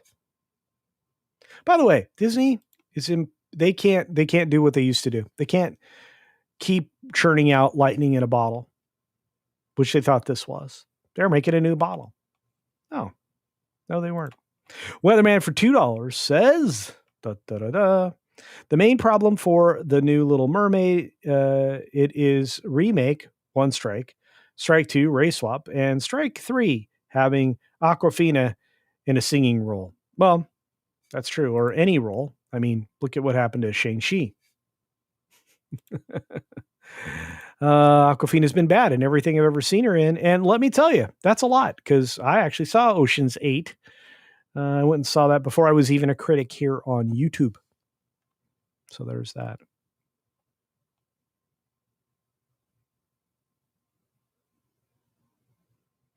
Hey, there he is. Our friend John the Beagle Dad. How does one stay monetized? By not saying a lot of the words that YouTube frowns upon, which means you can't actually say truthful things in clear language. And I skirt that line from time to time. Many of us do. I think YouTube's knocked me down. I don't know. Almighty Black Az says, Jim Dandy. There you go. All right. Anyway, what else do we got out there? Anyway, thanks again, Mark Nichols. And it's good to see Carlos Alfredo Lopez out there.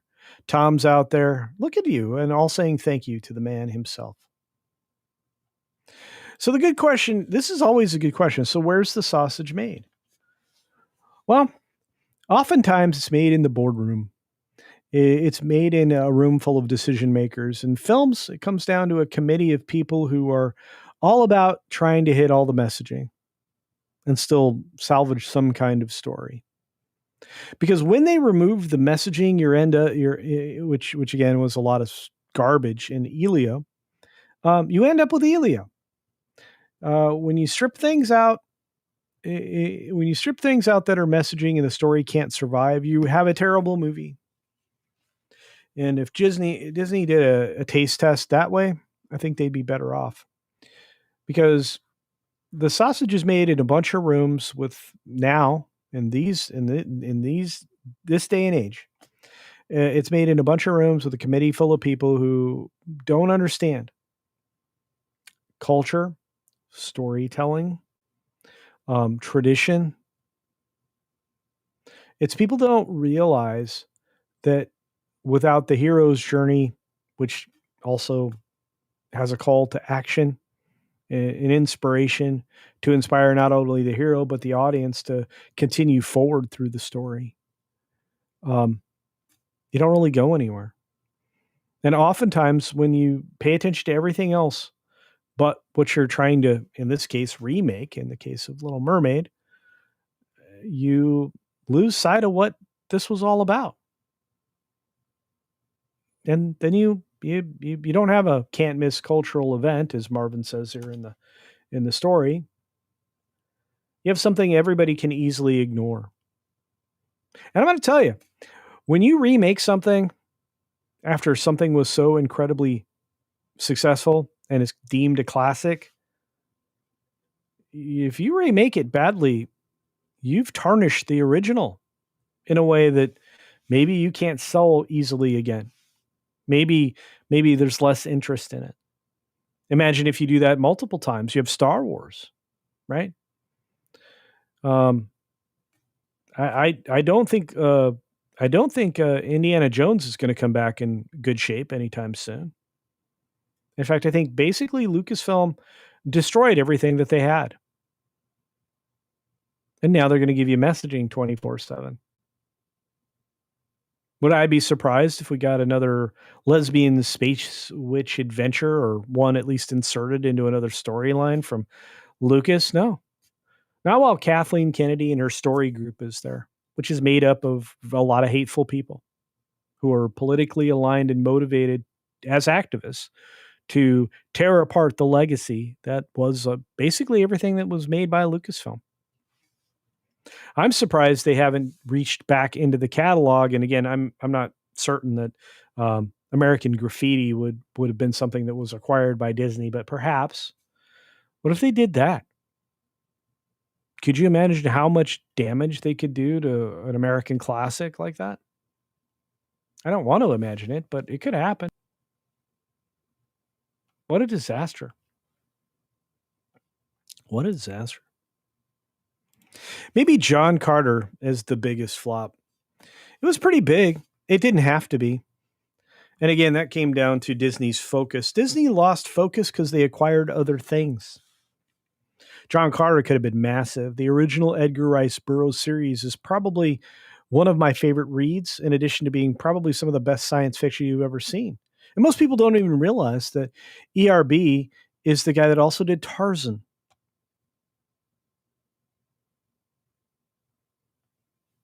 Lots there, guys. Tons.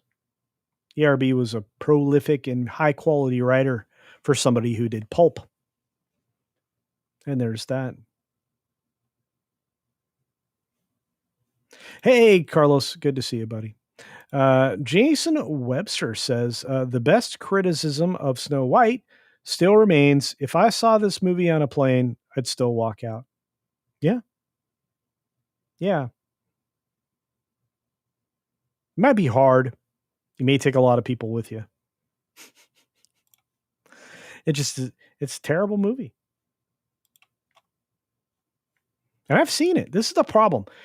I don't usually comment on things I haven't seen unless, I've had enough snippets of it, or like I'm able to read the full treatment or even script. But I think anybody with two eyeballs could have said, this is a disaster and it's going to fail. And it did. Is every part of Europe racist? Because the only place that really made any kind of money was the US. Are you now calling the world racist? You guys are always holding up the world. We should be more like X. We should be more like X. We should be more. No, we shouldn't. Socialist countries have even more mechanisms by which they can fall. And if you bend too much in any direction, like unfortunately a parliamentary system in the UK is not a good thing. You guys need a more republic setup.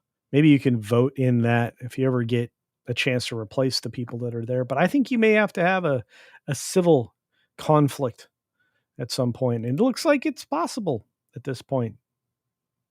Regardless, Weatherman, thank you for this. The main problem for the new roommate. Oh, yeah, I already got these. Okay. Strike 3, having Aquafina. Yeah. Yeah, that's 100% true. Sorry, I meant to get to that earlier. Man, I hate this stuff. Ask you what's going on. Good to see you. Extreme meme in the house. The sausage is made by people who hate sausage. It's true. You got a bunch of vegetarians, vegans. You got vegans in the room making your sausage now. That doesn't work. Not so much. Not so much. E-Clay is in the house, one of the greatest memers out there. Very good at meming me. Memeing me. Speaking of memeing me, Poon's Cat's been doing a decent job recently. I love it. I've been laughing like crazy. Timmy, what's going on? Tim Hayes in the house. Look at all these amazing humans. I am blessed. I am blessed by you all. Mark Nichols says, we're at apathy with all of Disney's boy franchises. They've admitted to it. They have. They told us this was happening. They tried to graduate their apologistic nature through the various quarterly calls. I'm sure you observed it as well, Mark, and so did Valiant and Jonas J. Campbell, those of us who see more of the financial side of the situation. This is a disaster. Disney can't get out from underneath it, I don't think. I mean, at this point, you have to get rid of the board of directors, with the exception maybe one or two that I can think of, like Hugh Johnston. And you have to get rid of, obviously, everybody in the C-suite. Bye-bye. You need to hire a creative and a bean counter as co-CEO for Disney and give them those roles specifically. One person's a visionary, the other one manages the pennies, so that you don't end up with films that run over budget. It's impossible. You cannot run over budget here. This is the money you've got. Make it work or you're done. And we'll take this out of your pay or your piggy bank. Same thing for everywhere, including Imagineering. Imagineering has fallen down so far that Universal doesn't even have to poach anybody anymore. They already poached the good talent. They're already over there. One of the original Jungle Cruise captains doesn't work for Disney anymore. He became a great Imagineer and went to work for others.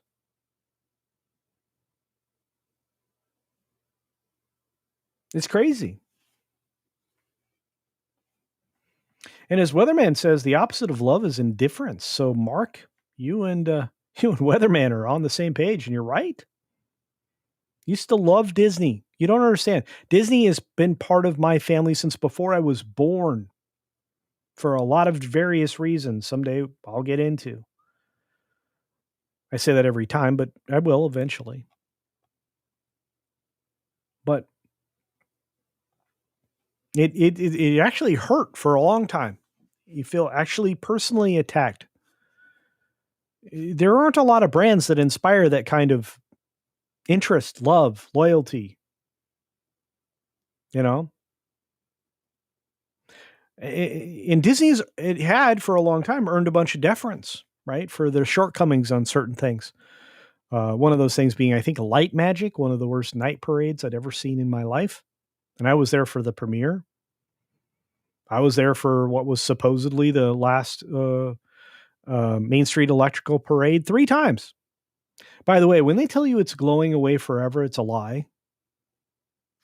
It's just going off to the Japan park. It's going to go to Tokyo Disney for a while, or Europe, or we got to send this somewhere else to sell it to somebody else. It's absolutely wild. Sorry to Poopus Cuber. Thank you, my friend. $5 from our friend, the polar bear nature, the person that really inspired the bear stories every day. So thank you for that on the 6-minute daily Monday through Friday at the same exact time. I need more of you to show up for that if you can. Show up, pop your head in, say hi. If you watch it on the replay again, thank you. Make a comment in the comment section if you watch it on the replay that says hashtag replay gang. Not only is that interaction, but you let me know what viewer you are. That's always great. We need a Mountain of Madness movie. Sure. We need a lot of things, to be fair. There's so much out there that can be made. I think we had a conversation on Saturday, if I'm not mistaken, or at least sometime in the last few days. There's room for stuff. We've got literature. We talked about this. Oh, it was Saturday. We talked about this on the High Roller stream. And the chat that was there interacted with myself and Hoof. We talked about the fact that books, there are tons of books that have not yet been ruined by somebody's misadaptation of them. And I'd be happy to select 10 that I promise you would be immediate success. Can make a lot of money. Can make a ton of money.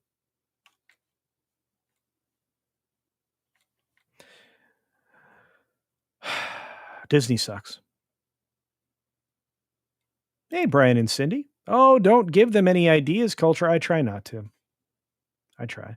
But, people do ask me, why is this failing? Well, do you want the unadulterated truth? Because that's a whole different conversation. Do you want me writing an article for that Park Place kind of a presentation? You might be able to take that, but, giving you everything, why is this a mess? Unfortunately, it involves a big political conversation. Because if you are going to pretend that this isn't tied to the destruction of culture and society, you just aren't paying attention. And I know all of you out there, you do. You know what this is about. I know what this is about. Valiant knows what this is about. Jonas started a channel, Everything Woke About. I just wish he would make some content for it again. It's about forced change in culture. And one of the leading protagonists for that baloney sausage is Larry Fink, who I think should be in a federal prison for attacking the United States of America and the society at large. And I'm not the only one. He knows he's hated. That guy knows. He's right. He's right. He's pure evil. Snorty, thank you, my friend. I tried to send a message, but failed. I just wanted to know when Comics Division was going to be on tonight. It's coming, my friend, with the icy tears.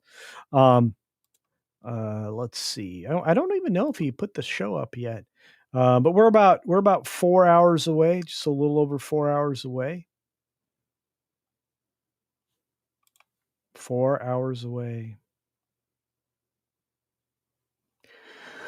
Sorry, I had to yawn. Normally I mute and I turn the camera off for that, but did not get there in time. I'm going to double check, take a look for Comics Division, see if somehow he managed to set up the show yet or not. But if you understand Pacific time, it starts at 7 Pacific, 9 Central, and 10 o'clock Eastern. That's late. That might be past your bedtime, Snorty. Anyway, Maverick's in the house. Good to see you, buddy. And according to the numbers, it appears that analysts were stating that Wonder Woman 1984 would need to gross over $500 million in order to make its money back with a production budget of $200 million. And again, when you publish a budget up front, that's the budget that they wanted it to cost before they shot frame one, not what it actually cost. Spend is almost always significantly higher. It shouldn't be, but it is. And it likely points to the fact the film having a colossal marketing budget of over $300 million. The number is much higher than the typical marketing budget. Oh, it was. It was a Colossus failure. I got to see Colossus a bunch yesterday and today, so I'm pretty happy. And you know what? John Carter wasn't as bad as a lot of people thought it to be. And much of that was by reputation. But it did fall short in so many different areas that Disney just didn't pay attention to. And they didn't because they lost focus. That's the truth on that one.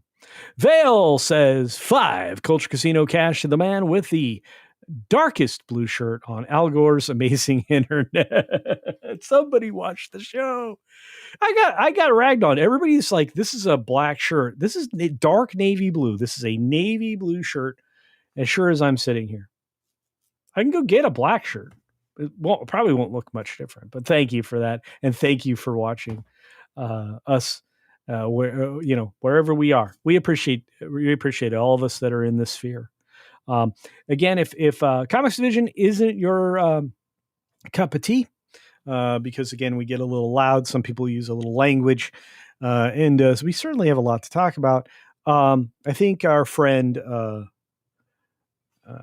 Marvin the Movie Monster is going to be live tonight, I think with Toonie Town TV. So there's something you can check out. And that has a lot of people you'll recognize. If not, I would love to see you over on Comics Division. If you've never been there before, I think you will truly appreciate it. RIP to The Rock's career. You mean Pebble? Yeah, Pebble's not doing so well, right? I mean, and what's funny is Pebble works on 2 different levels, including one in animation, because he used to be Bam Bam, but now he's Pebble. Ha ha. That's going to get me in trouble. That's fine. Yeah, Disney is crashing into indifference quickly. I think they made a hole in it, and they're falling even faster and faster towards the core. Our good friend Monkey Jeebus says Al Gore, inventor of the internet, and Chris Gore created Film Thread. The dots are connecting. They are. Our good friend Chris Gore. We love Film Thread. I can't wait to see him again. I get to see him at the meetups every once in a while. I always love that. I love hanging out with them. I love hanging out with you guys. I can't say it enough times. I am a blessed man. Very blessed. Hemorrhoid Hurts all the way from Australia. It's very early in the morning, but a civilized part of the day, according to him. 2011 Nokia CEO Stephen Ellop told staff in an infamous memo, we're on a burning platform and must change course in order to survive. They couldn't go on. And you know what? You're right. There are a lot of companies on a burning platform, and they set themselves alight every day. Taco Julie set alight, of course, the folks over at Cracker Barrel. The question is, will their dive cease? Don't know. Weatherman says more like gravel. You know, I called him gravel the other day. I think that's probably true. Let's see what else happened out there.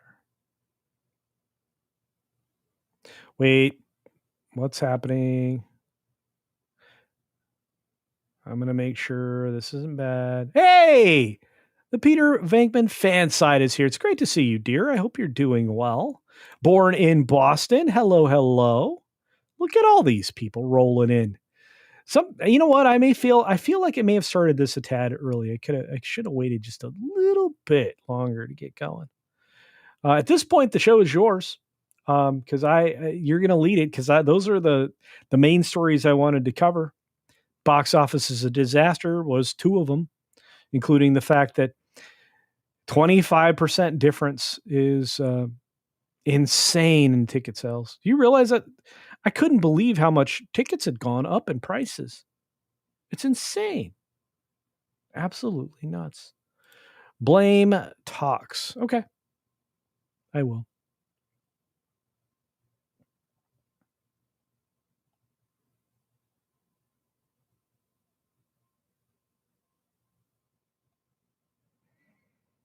Oh no, come again. Come, Mehegan. Says, I gotta go. Great stream, and take care, everybody. Thank you for the gifties, I think everybody should say, and thank you for being here. Come again. Good to see you. Davina, this is an absolute lie. It's been perpetuated by just a handful of people, and of course, more people glommed onto it the minute they started going after this garbage. In no way was he. Just look at the names and the titles across everything that was produced, and many of the Imagineers that have well gone on to become legends. So don't believe the lies. It's all they are, and let me tell you, not true beginning to end. Look at just the people who made some of the greatest music for him. Hey, it's Lucius Nature Triste. Celebrating 6 months. My goodness. Disney is immune to good ideas and of keeping good people. So true. Funny how it seems. Always in time. See, everything's a song. Just so you know. Comics and streams are the best kind of train wreck. Yes, they are. Almost always. And again, that's Tox's fault, not mine. I just try to get a statement out once in a while. That's what I got to do. Pebble is too nice for the rock. You guys are on fire. Good one, Culture. Hey, I try to be good. Speaking of good, we've got Archer Merchant with another super duper chat. I want to say thanks for that. So did you see Warner Brothers is joining the AI Mid-Journey suit? I'm not surprised. I am not surprised. Look, AI is going to replace Hollywood, so Hollywood needs to sue AI into non-existence. Midjourney is one of the best. It can replicate a lot of things, but it's not actually stealing. It's making its version of something. There's going to be an artistic conversation that, unlike literature that was actively being stolen from, you don't have as clear a distinction to argue, because I can draw Mickey Mouse if I want to. Midjourney is just drawing things. It's not necessarily selling things. It's selling an ability to do things, but that's it. And again, maybe not Midjourney specifically, but all of these AI things. And to tell the truth, I kind of want to see, Miyazaki style art. Some of the other aspects of culture. I mean, Miyazaki style. It's a Wonderful Life. Wouldn't you want to see that? I would. I think it'd be amazing. I do like hanging out. What's wrong with that? Thank you, the Doodah, man. Much appreciated for you being here. Please be safe on your walk. Take good care of the animal. Motorola died in like 2000, never got it back. Yeah. And again, as somebody who's very familiar with the inner workings at Motorola, and when I say very, I mean very, very, very. Yeah, that was all an internal disaster. The leadership there, not good. Nepotism problems, all kinds of issues. Someday I'll actually maybe tell that story. We'll be far enough separated from enough deaths that perhaps won't get sued. Hey, DK Bones, good to see you. Thanks for being here. Leftists always project. Yeah. I think they take a look at what the worst part of them is and they put that on everybody else, making an assumption that, well, if I'm this bad or I'm capable of being this bad, that's definitely what these people are. I don't do that. I just know I could do that. So I'm going to make them be the ones that do that.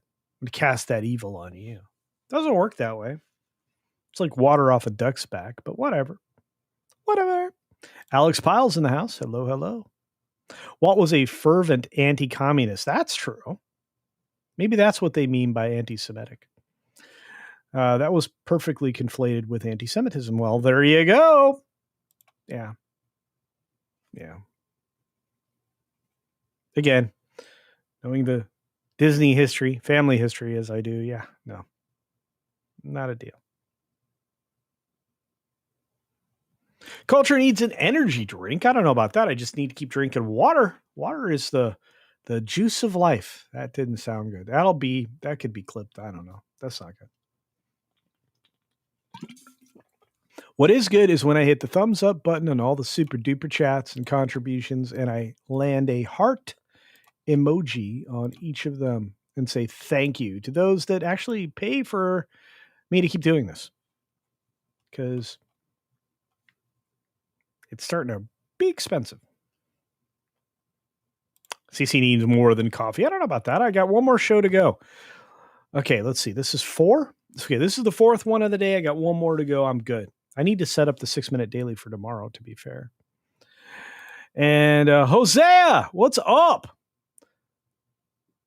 What did you say, my friend, earlier?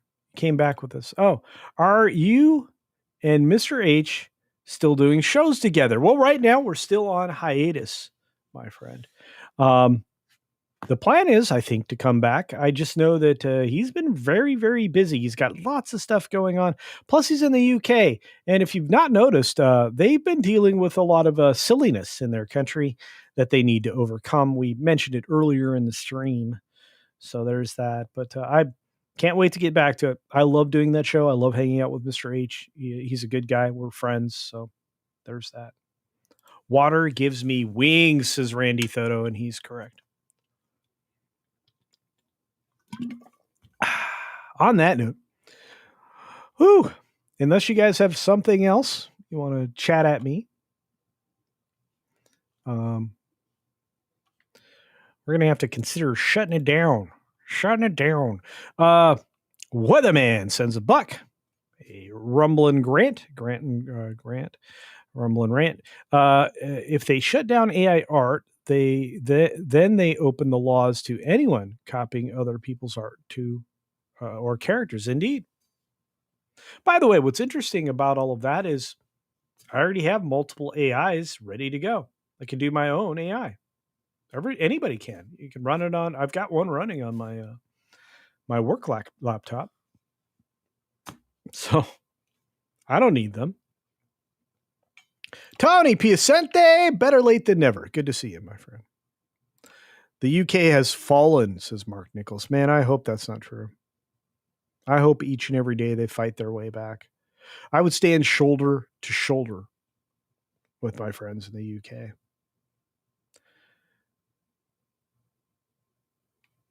The Western world requires freedom in all aspects, including speech. And you know what? This was the worst thing to happen for the neo-Marxists, making the meaning of the word racist irrelevant. Nobody pays attention anymore. It doesn't work. You misuse that. You misuse the word Yahtzee as well. Replace the Y with an N. It doesn't stick, and nobody cares. Every day I'm called that word. It's not true. So that's you've taken away, by trying to change words and manipulating words and overusing words, you've reduced the power of words. You've destroyed the language to serve your own needs. But the problem is it no longer holds the weight it used to. So, when you are trying to, call out multiculturalism's being attacked, yes, it is. It doesn't make anybody one thing or another, and none of the words that you're going to use are going to apply. Multiculturalism is slowly destroying the Western world. And again, the only thing it's being used for is by the globalists trying to take over and run the world. They want to reduce you to digital ID, and they want to force you into digital currency so they can take away your choice and your freedom and your liberty. Don't accept that. Push back, destroy it. Remember. What day in November? Is the UK trying to make a movie come true? I don't know.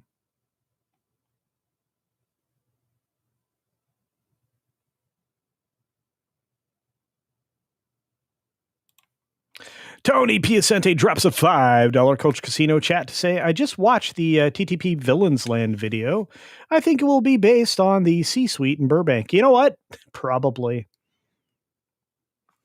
Have you ever seen a more disconnected reality than the folks that are running Imagineering right now? They don't know what they're going to do for Villains Land, so they're asking the audience, which is why the drawing was so empty, nebulous, garbledygook of their concept art. They don't know what it's going to look like. They don't know who's going to be there. They don't even know who the villains are going to be. They don't know anything. They haven't even leaked a blue sky out there that people can see. Nothing they've offered up has been valuable. And you can start at the reimagining of Splash Mountain into Tiana's muddy disaster that I think is just pure hot garbage and destroyed an attraction that was beloved worldwide, number one in California and in Florida, and they're fighting to keep in Japan. They won't even try to introduce the idea properly in France, Paris, at the Paris Disney. Why? Because they're going to put the Lion King in there because it was a complete disaster. Nobody wants it. It has no cultural relevance. Princess and the Frog was the 33rd film of the year in terms of box office. It had not a lot of cultural impact. It didn't have any staying power. It didn't stick in the zeitgeist. I'm not saying it's a bad film. It's fine. It tried to be a return to two-dimensional art for Disney. Hand drawn. How'd that work out? No powers.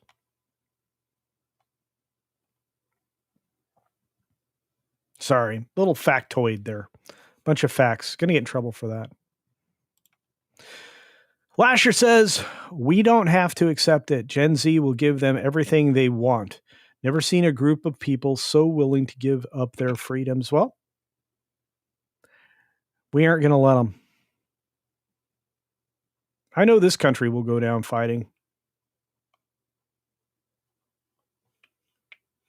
And I think they know it too. All right, folks, this was a lot of fun. I had a really good time today. We spent over 2 hours together. I got to fume and rant. So what do you guys think about me doing this every Thursday? Think that's a good day, better than Wednesday? There's no way I was going to be able to do it at length Wednesday. I might even do it every day. Maybe YouTube's going to turn me into a streamer because they won't show my videos anymore. You guys aren't getting a chance to look at those. Either that or I may really suck. I may have gone from a great creator to somebody who's terrible at creation. Getting my point across. I don't know. H&M is here. Good to see you. You sound bad, Cece. I'm not. Am I bad? Like, am I over voicing? I'm not bad. I'm good. I'm good. I feel good. I feel good. I'm down for my friends. Lasher. I am. I'm down for my friends in the UK, but they're fighting back. I'm down for my friends in Australia, but they're fighting back. I'm worried about my friends, the few I have in Japan, but they're fighting back. I'm looking around the globe and I'm realizing my friends are fighting back, including my friends in Canada. The Canadians are like, hey, you know what? We have all this stuff and people want to buy it, but this commie government that we installed doesn't want us to do that. You know, we don't want to be socialists. Let's be Americans. So my friends in Saskatchewan and maybe the Yukon and some other places are going to decide to join us. That'd be amazing.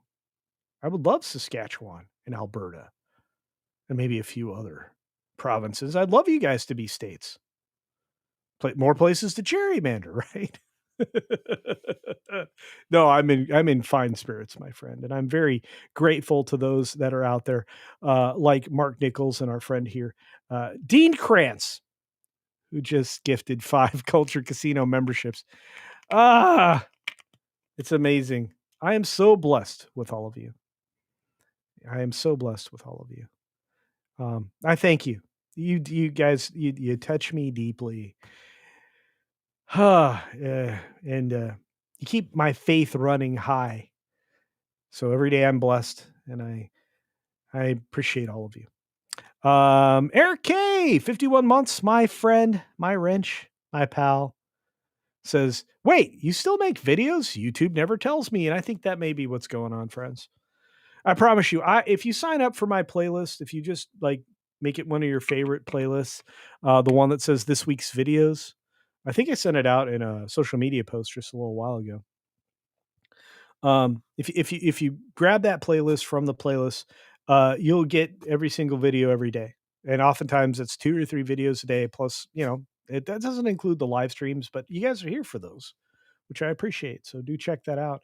And ask, I know you're right. My voice does sound tired, a little strained, a little drained. It does, but that's because I work it. So let's see, 2, 5, 6, 7.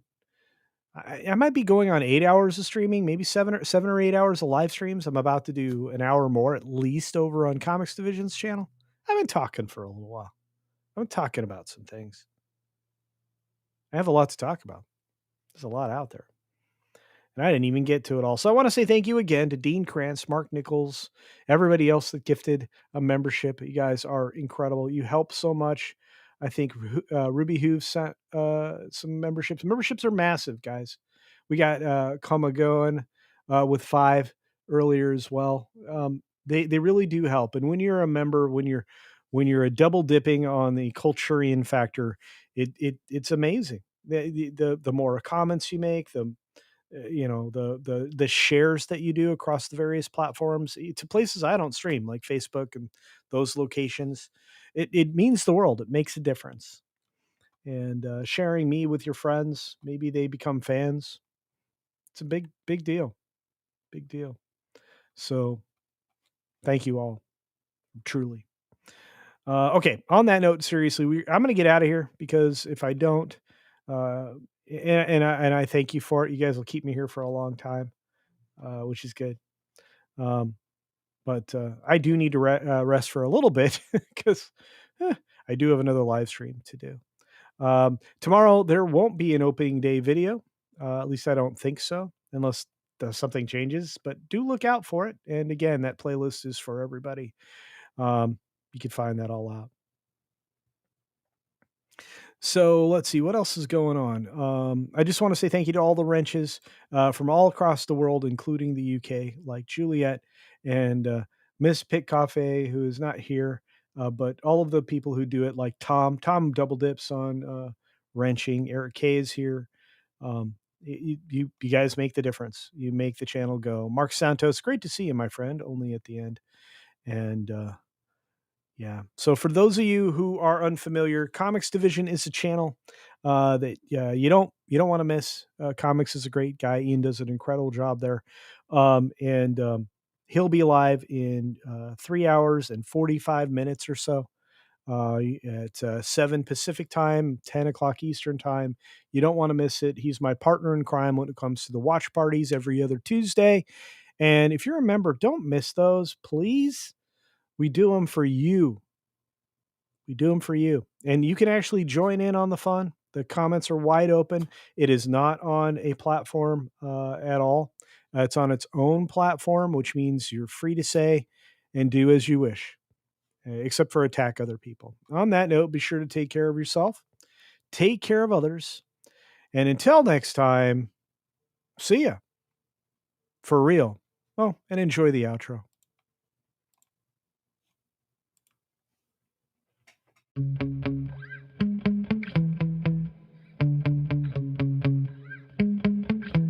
Yeah.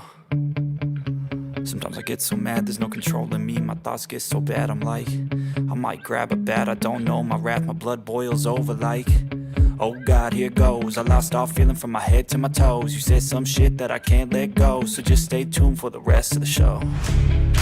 So have you ever felt betrayed? Switches how you see things, realize something needs change. Cause I know you got me fucked up, let me show you what's up. Cause enough is enough. I'll take a face full of pavement just to make a statement. I know there's no turning back. Oh